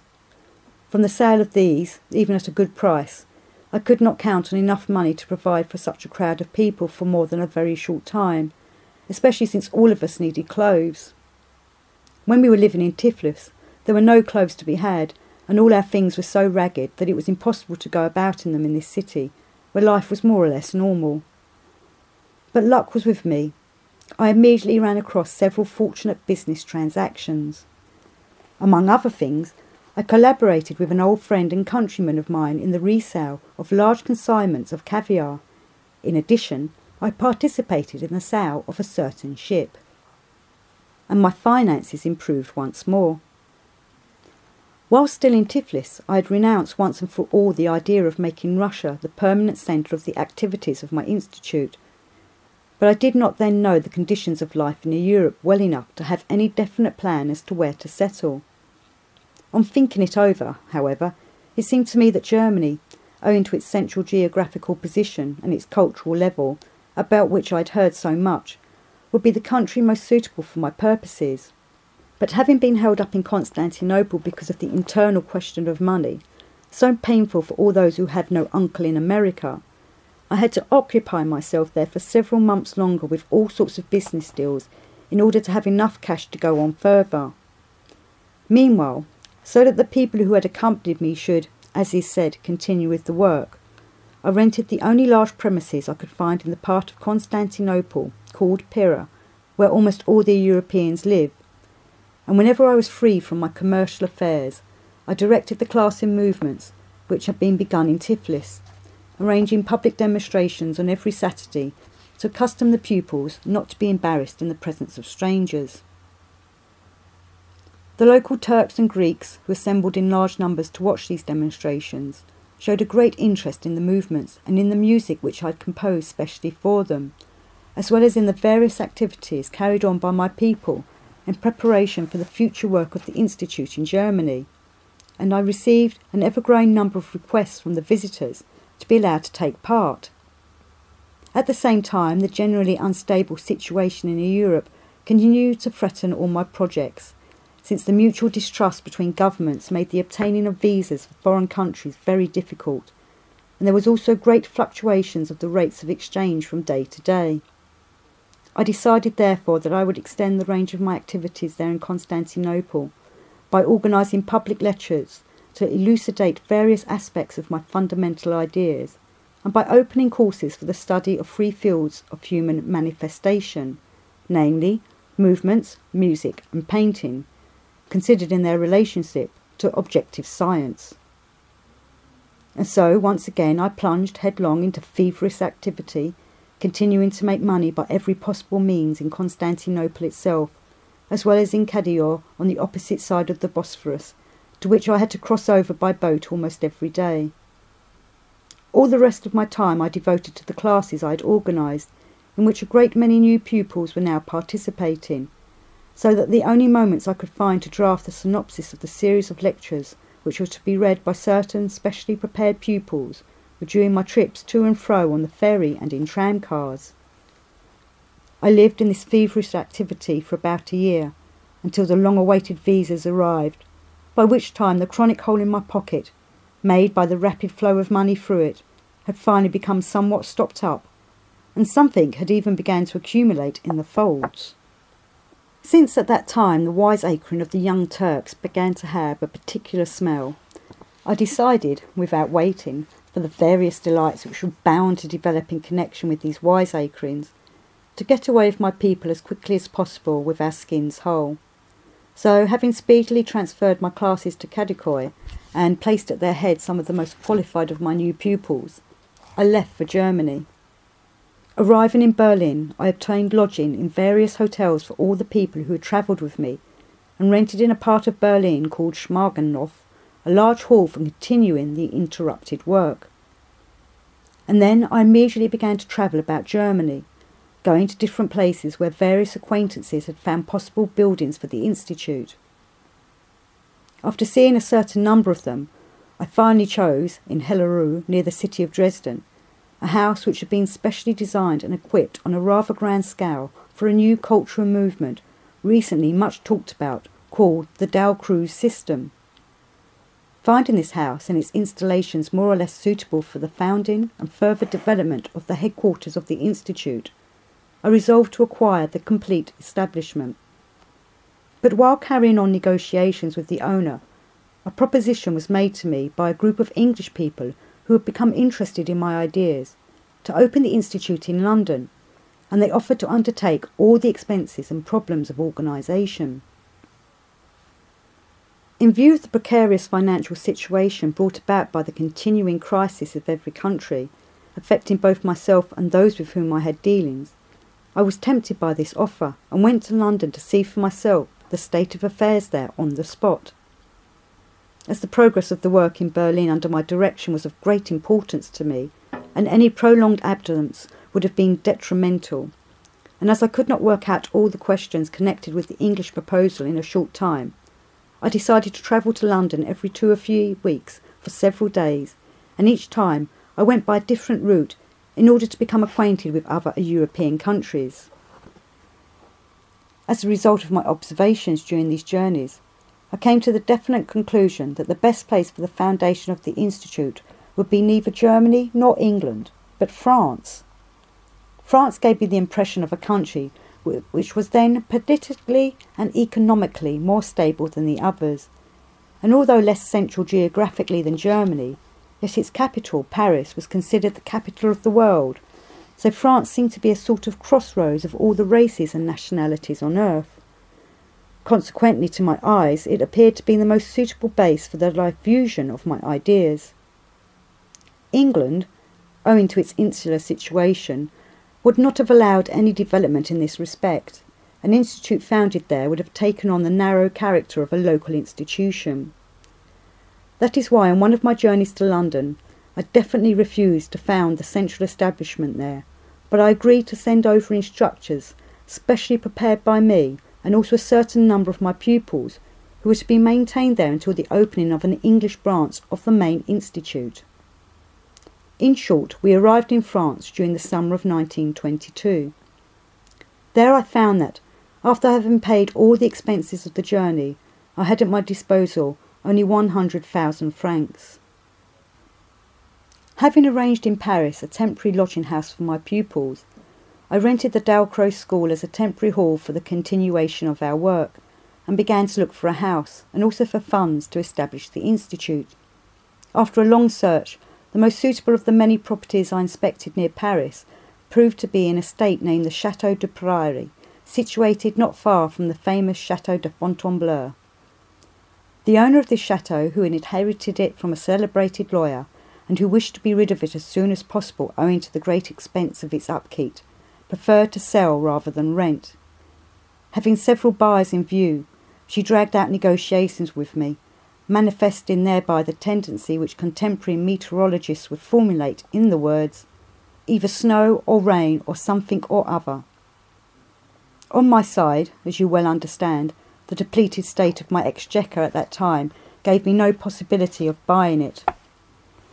Finally, after much beating about the bush and many stipulations, The owner consented to postpone the sale of the property for a year and to rent it to me for this period of 65,000 francs, giving me 6 months to decide whether I would buy, after which she would have the right to sell the property to another party, and I would be obliged to vacate without delay. Having leased the Château de Priory under these conditions, I moved to this estate the next day with 50 pupils. This was on the 1st of October 1922. From that day on, under specifically European conditions quite foreign to me, there began one of the most maddest periods of my life. When I walked through the gates of the Château de Priory, it was as though, right behind the old porter, I was greeted by Mrs. Serious Problem.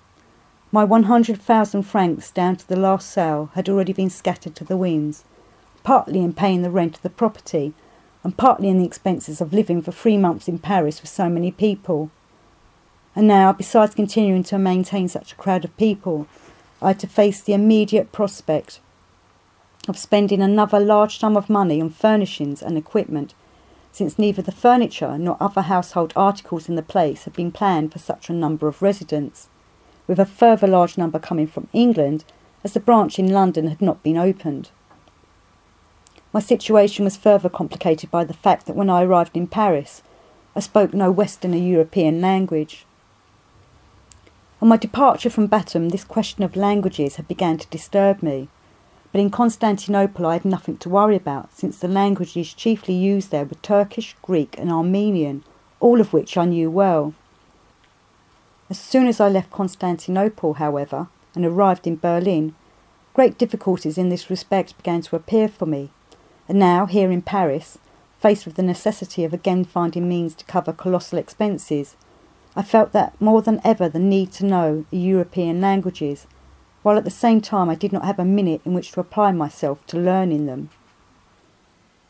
To do business through interpreters was next to impossible, especially for commercial transactions, where one needs to catch the mood of the man one is dealing with and to play on his psyche. Even with a good interpreter, the long pauses necessary for the translation destroy all the effect one has made, not to mention the difficulty of rendering the intonations, always so important in such negotiations. And I did not even have a good interpreter, since all the people who might have helped me in this problem came from other countries and knew French as foreigners usually do, and Russians in particular, that is to say, just enough for what is called drawing-room conversation, and even then not in France, while all this time I needed sound French for serious commercial negotiations.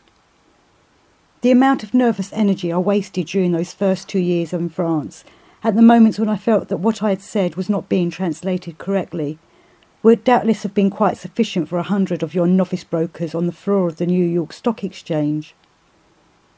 In view of the fact that on arriving at the Château de Priory, a considerable sum was urgently needed for furnishings, which would be impossible to earn at once, I began to look about for a possibility of obtaining a loan to cover the most pressing needs. My intention was to organise the work of the Institute for the time being in such a way that I could devote half of my time to earning money, and thus gradually pay off what I had borrowed. I succeeded in arranging this loan in London, where I borrowed from various persons interested in the Institute. This was the first time I departed from the fundamental principle I had imposed upon myself 15 years before, namely, to take on myself sole responsibility for the accomplishment of my work, without accepting any material help from the outside. I can categorically affirm that until then, in spite of the enormous expenses and the failures and losses brought about through no fault of mine, but through the political and economic circumstances of the preceding years, I did not owe a cent to anyone. Everything was the result of my own labour. Friends and people who had interest in or sympathy for my idea had many times offered me money, but I had always refused, even at difficult moments, preferring to surmount the obstacles by my own efforts rather than betray my principles. Having alleviated the immediate difficulty of the Priory by this loan, I set myself red hot to work. My task at this period was, one can indeed say, superhuman. Sometimes I had to work literally 24 hours a day, all night long at Fontainebleau and the whole day in Paris, or vice versa. From the time of travelling back and forth by train was taken up with correspondence or negotiations. The work went well, but the excessive pressure of these months, immediately following 8 years of uninterrupted labours, fatigued me to such a point that my health was severely shaken, and despite all my desire and effort, I could no longer maintain the same intensity. In spite of the obstacles which hindered and restricted my work, the poor state of my health, the difficulty of carrying on business negotiations without knowing the language, and the number of my enemies, which increased, as has long ago become a law, proportionately with the number of friends, I nevertheless managed to accomplish within the first 6 months most of what I had planned to do. Since for most of you Americans, particularly in modern times, the only effective stimulus for the flow of thoughts is the familiar image of a balance sheet, I wish at least to enumerate for you, quite simply, the expenses that I succeeded in meeting from the time of my entry in the Château du Priory up to my departure for your America. The following is approximately what was paid. Half the cost of a large property plus a substantial sum towards the purchase of a small adjacent property, the entire cost of the initial outfitting and installation of the Institute, including repairs, alterations and putting of the property in shape, purchase of miscellaneous materials, tools and agricultural machinery, instruments and apparatus for the medical section, etc., purchase of livestock, horses, cows, sheep, pigs, poultry, etc. To all this was added the considerable cost of the construction, fitting out and decoration of a building intended, among other things, for the exercises of movements and for demonstrations, a building called by some the study house, and by others the theatre. Finally, I succeeded during this period, even while providing for the needs of guests and pupils of the Institute, in paying back part of the loan I had contracted. One of the best sources of income during these months was the psychological treatment of certain difficult cases of alcoholism and drug addiction.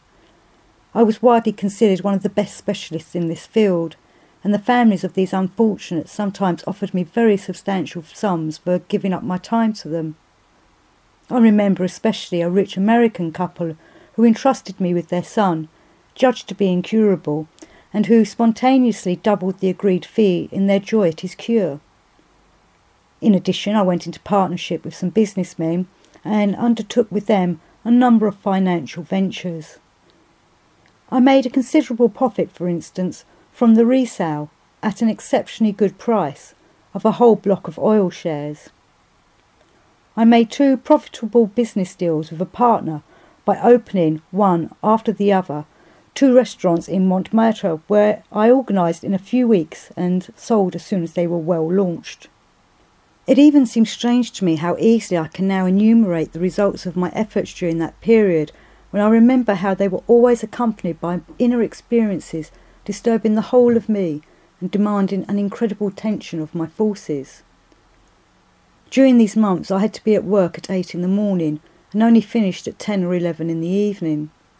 I spent the rest of the night at Montmartre, not only for my restaurant business, but also for the treatment of an alcoholic who got drunk every night in that quarter, and who gave me a great deal of difficulty because he did not wish to be cured. It is worth mentioning that my external life at this period, when I was spending every night in Montmartre, provided many of those who knew me or had seen or heard about me with rich material for gossip. Some envied my opportunities for gay revels, others condemned me. As for me, I would not have wished such revels even for my bitterest enemy. In short, the urgent necessity of finding a stable solution for the financial problem of the Priory, the hope of finally freeing myself from these chronic material cares, and the wish to be able to devote myself entirely to my real work, that is, to the teaching of the ideas and methods on which the Institute was based, a wish postponed in its fulfilment from year to year, owing to circumstances over which I had no control, all led me to make superhuman efforts, regardless of the disastrous consequences that might ensue for me. But in spite of all my reluctance to stop, as is said, halfway, I was compelled again to interrupt everything just before completing the preparation of those conditions which alone would have made it possible to accomplish the fundamental tasks of the Institute. During the last months of this period, the state of my health had indeed become so poor that I was compelled to reduce my hours of work. And then, when I began to be affected by certain ailments I had never had before in my life, I confess I became worried and decided to cease all active work, both mental and physical. However, I continually put off doing so up to the day when a bad chill forced me, willy-nilly, to stop everything. The circumstances are worth describing. One evening I finished my work in Paris earlier than usual, at about 10 o'clock, and as I had to go back to the Priory without fail the next morning, where an engineer was coming to discuss plans and estimates for a special steam bath I intended to construct, I decided to go there at once, go to bed early and have a good sleep. So without stopping anywhere, not even at my apartment in town, I started off for Fontainebleau. The weather was damp, I closed the windows of my car, and during the trip I was feeling so well that I even began to make plans in my mind for a pottery kiln, which I intended to construct before long at the Institute in the ancient Persian style. On approaching the Fontainebleau forest, I was thinking to myself that I would soon be coming to a place where in damp weather there was often fog late at night. I looked at my watch. It was 11:15. I put on the large headlights and accelerated the car in order to pass this damp place more quickly. From that moment on I remembered nothing, neither how I drove nor what happened. When I came to myself I saw the following picture. I was sitting in the car which stood right there on the roadway. Around me was the forest. The sun was shining brightly. A big wagon loaded with hay had stopped in front of the car, and the driver was standing at my window, tapping on it with his whip, and it was this which had awakened me. It seems that in the evening, after looking at my watch, I must have gone on about 1 kilometre and then fallen asleep against my will, which had never happened to me in my life before. I had slept on until 10 o'clock in the morning. Luckily the car had stopped nearly where it should have been according to French traffic regulations, and all the morning traffic must have passed me without disturbing my sleep. But this wagon load was too big to pass, and the driver had to wake me. Although I had slept very well in these strange conditions, the chill I caught that night was so severe that even now I can feel its effects.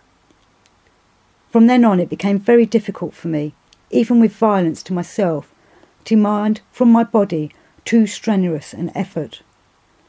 Willy-nilly I had to stop all my business. The situation of the Institute therefore became critical in the extreme. Not only was it impossible to complete indispensable tasks, but everything already accomplished was threatened with ruin because bills were coming due and no one was equal to taking care of them in my place. I would have to contrive something. One day when I was sitting on the terrace of the Grand Café, famous among foreigners, thinking about my current affairs and how they were affected by my state of health, I reflected as follows. As in my present condition, I cannot, and at least for a certain time must not, work with the intensity which is required for such a great task, but must on the contrary allow myself a complete rest, even if only temporarily. Why should I not immediately carry out the plan I have made to go to America, without waiting to complete the preparations for the trip? A tour through the different states of North America, with constant travelling and change of environment, far from the usual surroundings, and consequently always with new impressions, will create the necessary conditions, in accordance with my established subjectivity, for a complete rest. All the more so because I will be far away from the place where my present interests are concentrated, and free for a while from a certain feature of my chapter, which I know only too well from repeated experiences during my frequent travels through wild countries. Each time I have been subjected to the kind manifestations of God's creatures, quadruped as well as biped, and however badly I have been battered by them, as soon as I am even slightly better, this feature always impels me to somehow struggle back on my feet and plunge at once into the enterprise in hand. In order that you may understand what I mean by not waiting to complete the preparations for the trip to America, I must tell you that when the Institute in France was first organised, I began to prepare material for a series of lectures which would make known to the public the fundamental ideas of the Institute and their application to different domains, such as psychology, medicine, archaeology, art, architecture, and even to the various, as they are called, supernatural phenomena. In addition, I began to prepare pupils for a series of demonstrations which I wished to present on a tour through Europe and America. My aim was to introduce in this way into the process of the everyday life of people the significance of these ideas, and to show the practical results to which they could lead. Ideas based on material I had collected in different parts of Asia, inaccessible to the average man. As a result of these reflections on the terrace of the Grand Café, I decided to take the risk of leaving at once, simply with the material which had already been prepared. I even gave myself my word not to work on anything serious whatsoever from the moment of leaving France until returning there, but to eat well, sleep a great deal, and read only books whose contents and style were in keeping with the spirit and character of the stories of Mullah Nasir Eddin. I was ready to run the risk of this venture because I was beginning to hope that my pupils would now be capable of organising various lectures and demonstrations in America by themselves without my participation. One of the chief dangers of carrying out this sudden decision, which I had made for the two purposes of restoring my health and adjusting the finances of my institute, this child I had conceived and had borne with incredible difficulties, and which was only just beginning to live an independent life, stemmed from the fact that in order to succeed it was necessary to take with me no less than 46 people, who in America, as in France, would be of course entirely in my care. It was the only way to resolve the agonising material problem, but it was impossible not to take into account that, in the event of failure, the general situation would be still worse and could even lead to complete catastrophe. What a trip to America with 46 people meant financially, you, with your passion for making frequent trips from this continent to Europe, will easily comprehend, even without any of your discussions. And you can better weigh the gravity of this madcap step if you will take into consideration the simple fact that for your trips you changed your dollars into francs, whereas I, on the contrary, had to change my francs into dollars. At the moment of deciding to go, the only money I had in reserve was the 300,000 francs which I had collected and set aside for the payment due on the 15th of February, the day when the deed of purchase of the Château du Priory was finally to be signed. I nonetheless resolved to risk spending this money on the trip, and hurriedly began to prepare for our departure. While proceeding with the preparations necessary for such an expenditure, that is, buying tickets, arranging visas, purchasing clothing, making costumes for the demonstrations of dances and so forth, I concentrated all my attention on the classes of movements and increased the number of rehearsals held in the now completed study house. Noticing once again how embarrassed the participants were in the presence of strangers, I decided to give, just before sailing, several public demonstrations at the Theatre des Champs-Élysées in Paris. Although I knew that this last-minute undertaking of mine would cost a pretty penny, I did not in the least expect that the total would soar to such fantastic heights. And indeed, the Paris demonstrations, the steamship tickets, the paying of the most urgent bills, the provision of money for those who were staying in Europe, as well as certain unforeseen expenses which made their appearance almost imperceptibly, swallowed up the whole of the 300,000 francs even before my departure. And so I found myself at the last minute in a super unique tragic comic situation. Everything was ready for our departure, but I could not sail. To set out on such a long journey with such a number of people and not have any reserve cash for an emergency was, of course, unthinkable. This situation revealed itself in all its splendour 3 days before the sailing of the boat, and then, as has happened to me more than once in critical moments of my life, there occurred an entirely unexpected event. What occurred was one of those interventions that people who are capable of thinking consciously, in our times, and particularly in past epochs, have always considered a sign of the just providence of the higher powers. As for me, I would say that it was the law confirmable result of a man's unflinching perseverance in bringing all his manifestations into accordance with the principles he has consciously set himself in life for the attainment of a definite aim. This event took place as follows. I was sitting in my room at the Priory, searching in my mind for a way out of the incredible situation that had arisen, when suddenly the door opened and my old mother came in. She had arrived only a few days before with several members of my family who had stayed on in the Caucasus after my departure from Russia, and it was only recently that I had succeeded, after a great deal of trouble, in getting them to France. My mother came over to me and handed me a small packet, saying, "Please relieve me of this thing. I am so tired of always carrying it around." At first I did not understand what she was talking about, and automatically untied the packet. But when I saw what was in it, I almost jumped up and danced for joy. To explain to you what this thing was, which at this desperate moment could arouse in me such a feeling of gladness, I must first tell you that, when I went to live in Essen-Tuki, the agitation of minds which had spread everywhere in Russia evoked in the consciousness of every more or less sensible person a foreboding of ominous events to come, and I therefore sent for my old mother, then at Alexandropol, to come and live with me. And later, when I went off on the scientific expedition I have mentioned, I entrusted her to those who remained behind in Essen-Tuki. Then I must tell you that in that year, 1918, in the Caucasus, as in all of Russia, the value of the rouble was declining daily, and everyone who had money bought objects of universal use and more stable value, such as precious stones, precious metals, rare antiques, and so on. I also converted all my capital into valuables, which I always carried on my person. But at the time of the departure of the expedition from Essen-Tuki, since pillaging raged everywhere under the guise of search and requisition, I would have incurred a great risk in carrying all these valuables myself. So I distributed part of them among my companions in the hope that, even if we did not escape the pillaging, there would nevertheless be a chance for some of us to save something, and the rest I divided among those who remained in Essen-Tuki and Pitagosk, among whom was my mother. One of the things I gave my mother was a brooch which I had brought shortly before in Essen-Tuki from a certain Grand Duchess who was in great need of money, and on giving it to my mother I told her that she should take particular care of it, as it was very valuable.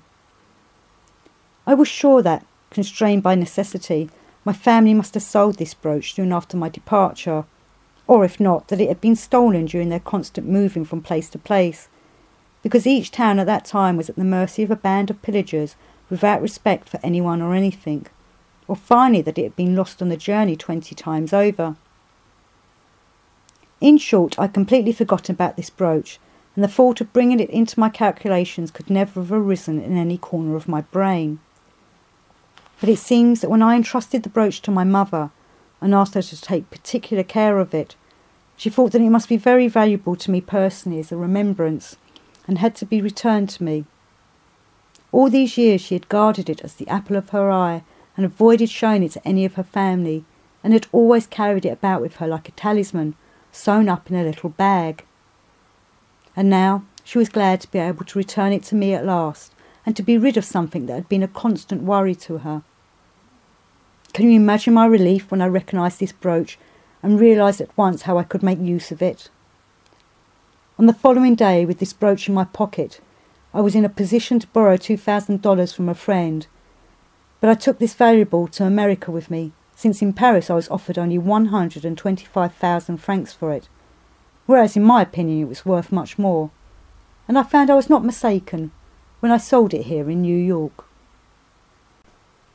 At this point in his narrative, Mr. Gurdjieff paused, and with his particular smile began to smoke a cigarette. In the silence reigning in the room, Mr. H. rose from his place, went over to Mr. Gurdjieff and said, "Mr. Gurdjieff, I really do not know, after all the joking remarks you have seen fit to make about the material question, whether it is due to the particular order in which you have told your story today, or to my naivety or suggestibility, but Beyond all doubt, at this moment, I am ready with my whole being to do anything to lighten the enormous burden you have voluntarily taken upon yourself. And I shall perhaps be even nearer the truth if I tell you that this impulse has arisen in me owing to the distinct impression I received throughout your narrative, that in taking upon yourself this high task, a task beyond the limits of strength of an ordinary man, you have always up till now been absolutely alone. Allow me to put into your hands this cheque, which represents all that I have at my disposal at this moment. At the same time, in the presence of all those here, I pledge myself to deliver the same sum to you every year for the rest of my life, wherever you may be, and whatever may be your circumstances." When Mr. H. had finished speaking, and, visibly moved, was wiping his forehead with his handkerchief, Mr. Gurdjieff stood up and, placing a hand on his shoulder, looked at him with that penetrating, kind and grateful look of his, which I personally can never forget, and said simply, "Thank you, my, from today, God-given brother." But the strongest proof of the great impression produced by the narrative of Mr. Gurdjieff was the declaration of a certain Lady L., who was visiting in New York and was present that evening as the guest of Mr. R. She suddenly said with great sincerity, "Mr. Gurdjieff, it is somewhat by chance that I am present at this meeting in honour of the opening of a branch of your institute in New York, and that I have been able to hear your story, which has intensely interested me. But before this, I have more than once had the opportunity to hear something of your activities and of the beneficent ideas to which your institute has given life, and I have even had the good fortune to be admitted to one of the demonstrations which you organised every week in the study house in the park of the Priory, and to see with my own eyes certain other striking examples of your achievements.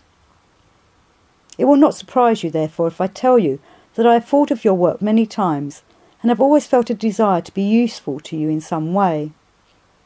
And now, after having heard the story of your indefatigable efforts, and felt with a woman's intuition the truth of what you are bringing to humanity, I understand how greatly your activities are paralysed by the lack of that which has become today the motive power in the life of people. I mean money, and so I also wish to bring my contribution to your great work. In comparison with most people, my resources are certainly not small, and should permit me to offer you a rather large sum. In reality, they just suffice to meet the established requirements of life according to my social position. I've been thinking all evening what I could do for you, and I thought of the money which little by little I have laid aside and deposited in a bank for a rainy day. Until I can do better, I've decided to put half of this temporarily at your disposal, without interest, until such time as, God forbid, some serious occurrence might require me to make use of these savings, as one never knows what the future may hold." During Lady L.'s heartfelt speech, Mr. Gurdjieff listened to her attentively, with a kindly and serious expression. Then he replied, "Thank you, esteemed Lady L.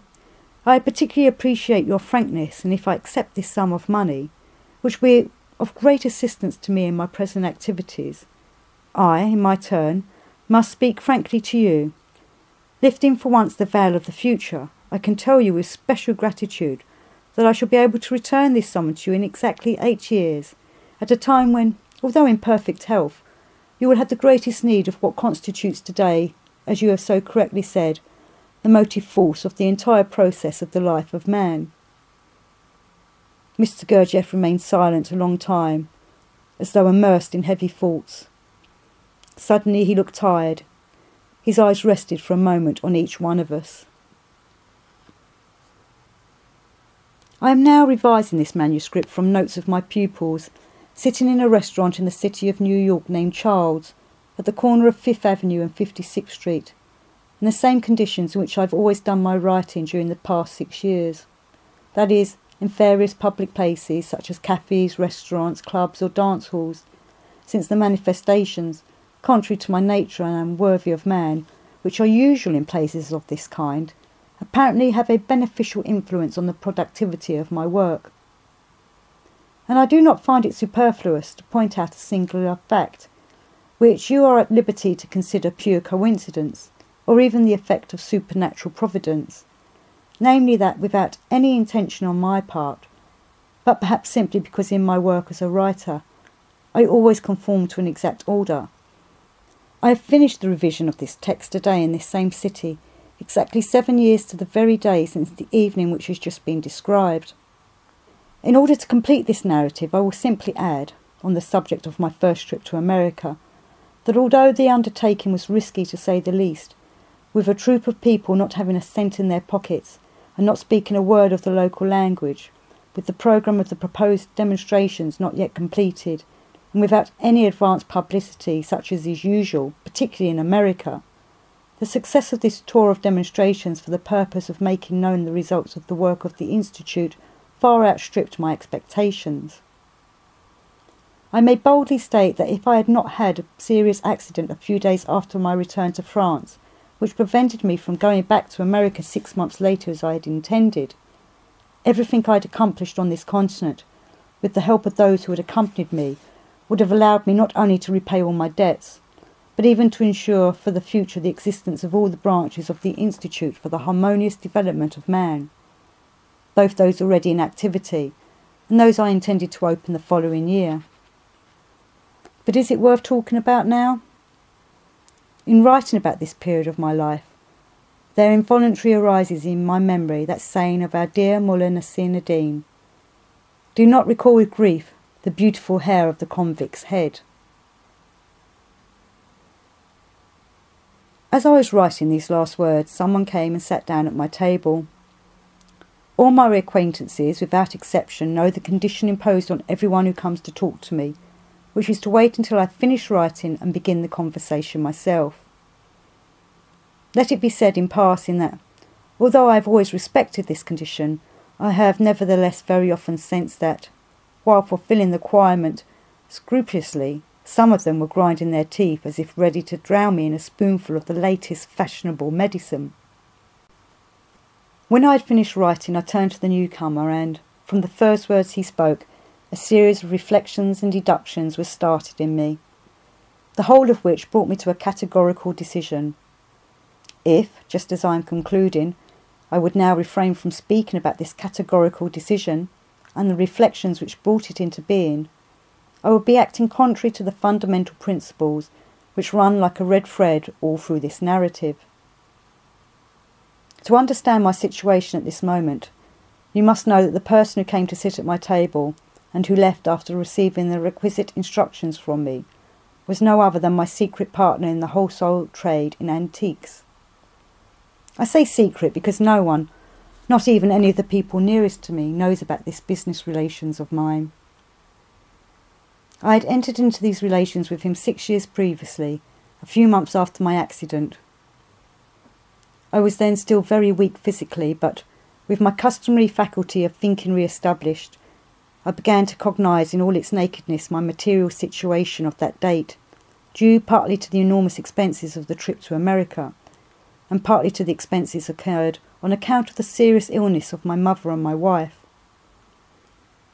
As prolonged lying in bed was becoming an increasingly unbearable moral torment for me, I began taking trips by car to try to relieve this suffering by taking in different impressions, and also in order to get wind of some business deal suitable for my condition at the time. Accompanied by several people who were constantly with me, I began to go about everywhere, chiefly to the gathering places of Russian refugees in Paris. It was thus that one day in one of the famous cafes in Paris a man came over to me whom I did not immediately recognise. It was only during the course of conversation that I remembered having met him many times in various towns of the Caucasus, Transcaucasia and the Transcaspian region. Travelling from town to town through these countries, he had been engaged in trading in all kinds of antiques, and had met me because almost everywhere in Asia I was known as an expert on antiques and as a very good dealer in rugs, Chinese porcelain and clothing. He told me, among other things, that he had managed to salvage a certain capital from the disaster in Russia and that, making use of his knowledge of English, he was engaged in the same business in Europe. In telling me about his affairs, he complained that the chief difficulty was that in Europe the market was flooded with all kinds of imitations.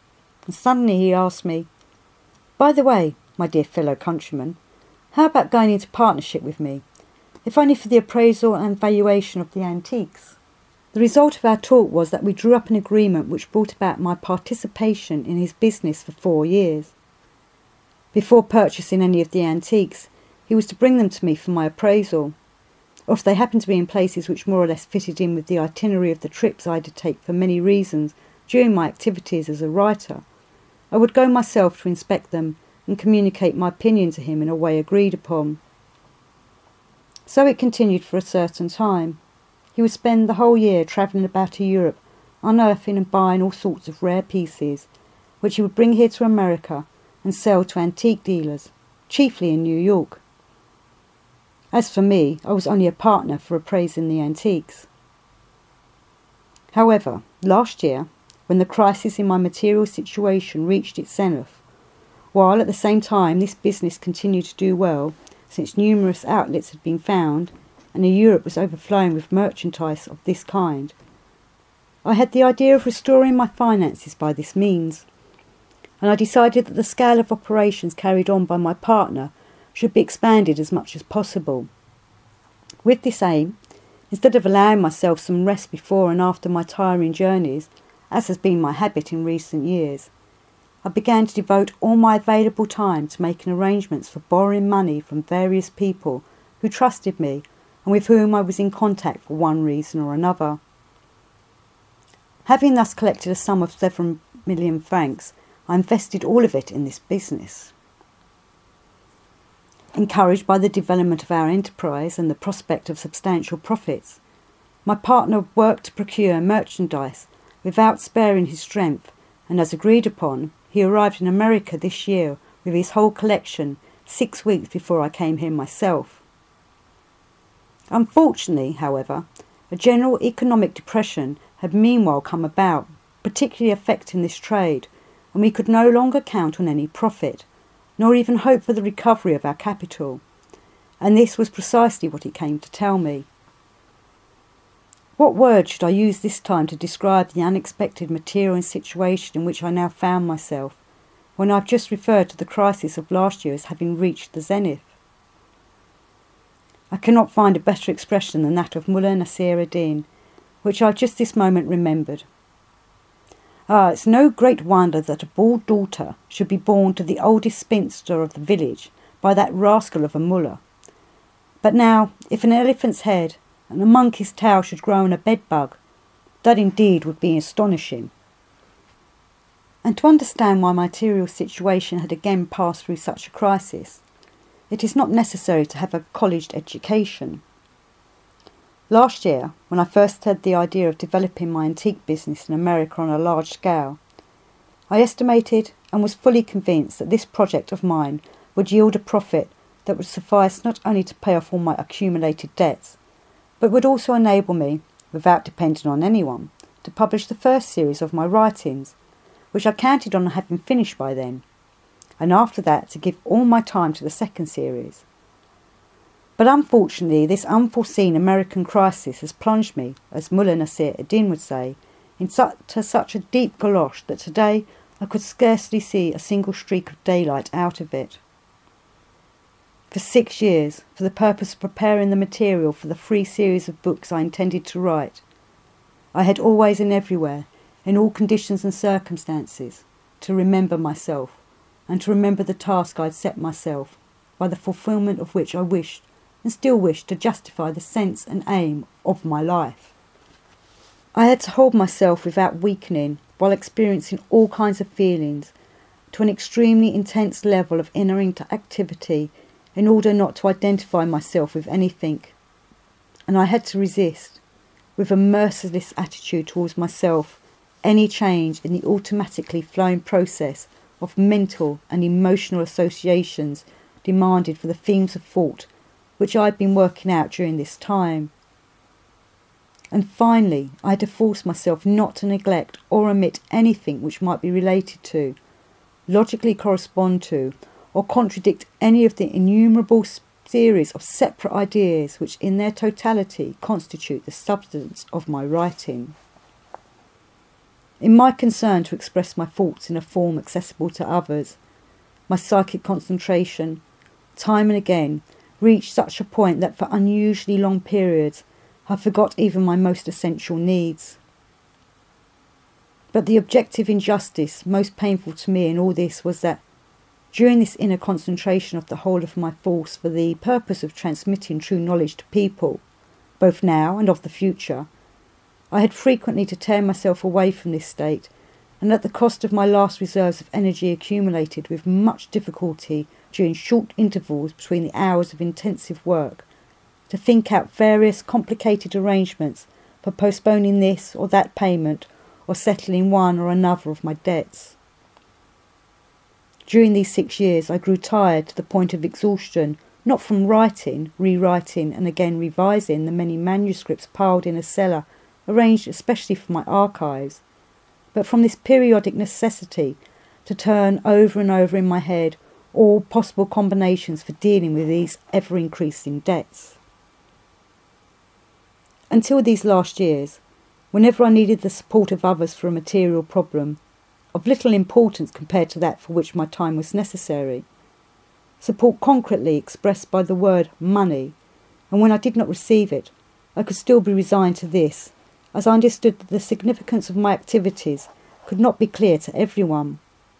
But now that the significance and aim of my activities, thanks to what I have actualised during the last 6 years, may be recognised by all, I do not intend to resign myself to this any longer. But on the contrary, I consider myself justified, with an entirely clear conscience, in requiring that every person who approaches me without distinction of race, faith or material or social position should protect me as the apple of his eye, in order that my force and time may be spared for the activities corresponding to my individuality. Well then, the aforementioned categorical decision, which was the result of these serious reflections after my secret partner left Child's restaurant, and which I made according to principle, is as follows. While I am here among people who have not undergone the catastrophic consequences of the last great war, and for whom I shall suffer considerable losses, of course without intention on their part, I will once again, by myself alone, without other people taking the initiative and, of course, without resorting to any means which could one day give rise in me to remorse of conscience, make use of certain capacities formed in me, thanks to correct education in my childhood, to acquire such a sum of money as clear up all my debts, and in addition enable me to return to the continent of Europe and live without want for 2 or 3 months. And in doing this, I shall experience again the high satisfaction foreordained for man by our common Father, formulated in ancient times by the Egyptian priest, who was the first teacher of St. Moses, in the words, "Satisfaction of self arising from the resourceful attainment of one's set aim in the cognizance of a clear conscience." Today is the 10th of January. 3 days from now, by the old star calendar, the new year will be welcomed in at midnight, an hour which is memorable for me as the time of my coming into the world. According to a custom established since childhood, I've always begun, from that hour, to conform my life to a new programme thought out beforehand and invariably based on a definite principle, which is to remember myself as much as possible in everything, and voluntarily to direct my manifestations and also my reactions to the manifestations of others in such a way as to attain the aims chosen by me for the coming year. This year I will set myself the task of concentrating all the capacities present in my individuality towards being able to acquire, by my own means, before my proposed departure from America about the middle of March, the sum of money needed for clearing up all my debts. Then, on my return to France, I shall begin again to write, but on the sole condition that henceforth I be relieved of all concern about the material conditions necessary for my mode of life, already established on a certain scale. But if, for some reason or other, I fail to accomplish the task I have set myself, then I will be forced to recognise the illusory nature of all the ideas expounded in this narrative, as well as my own extravagant imagination, and, true to my principles, I will have to creep with my tail between my legs, as Mullah Nasir ad-Din would say, into the deepest old galoshes that have ever been worn on sweaty feet. And if this should be the case, I would then categorically decide to do as follows: to give for publication only the manuscripts I have just revised in final form, that is, the first series of my writings and 2 chapters of the second, to cease writing forever, and on returning home to light in the middle of the lawn before my windows a huge bonfire and throw on it all the rest of my writings. After which I will begin a new life by using the capacities I possess for the sole purpose of satisfying my personal egoism. A plan is already outlining itself in my madcat brain for my activities in such a life. I picture myself organising a new institute with many branches, only this time not for the harmonious development of man, but for instruction in hitherto undiscovered means of self-satisfaction. And there is no doubt that a business like that would run as if on greased wheels.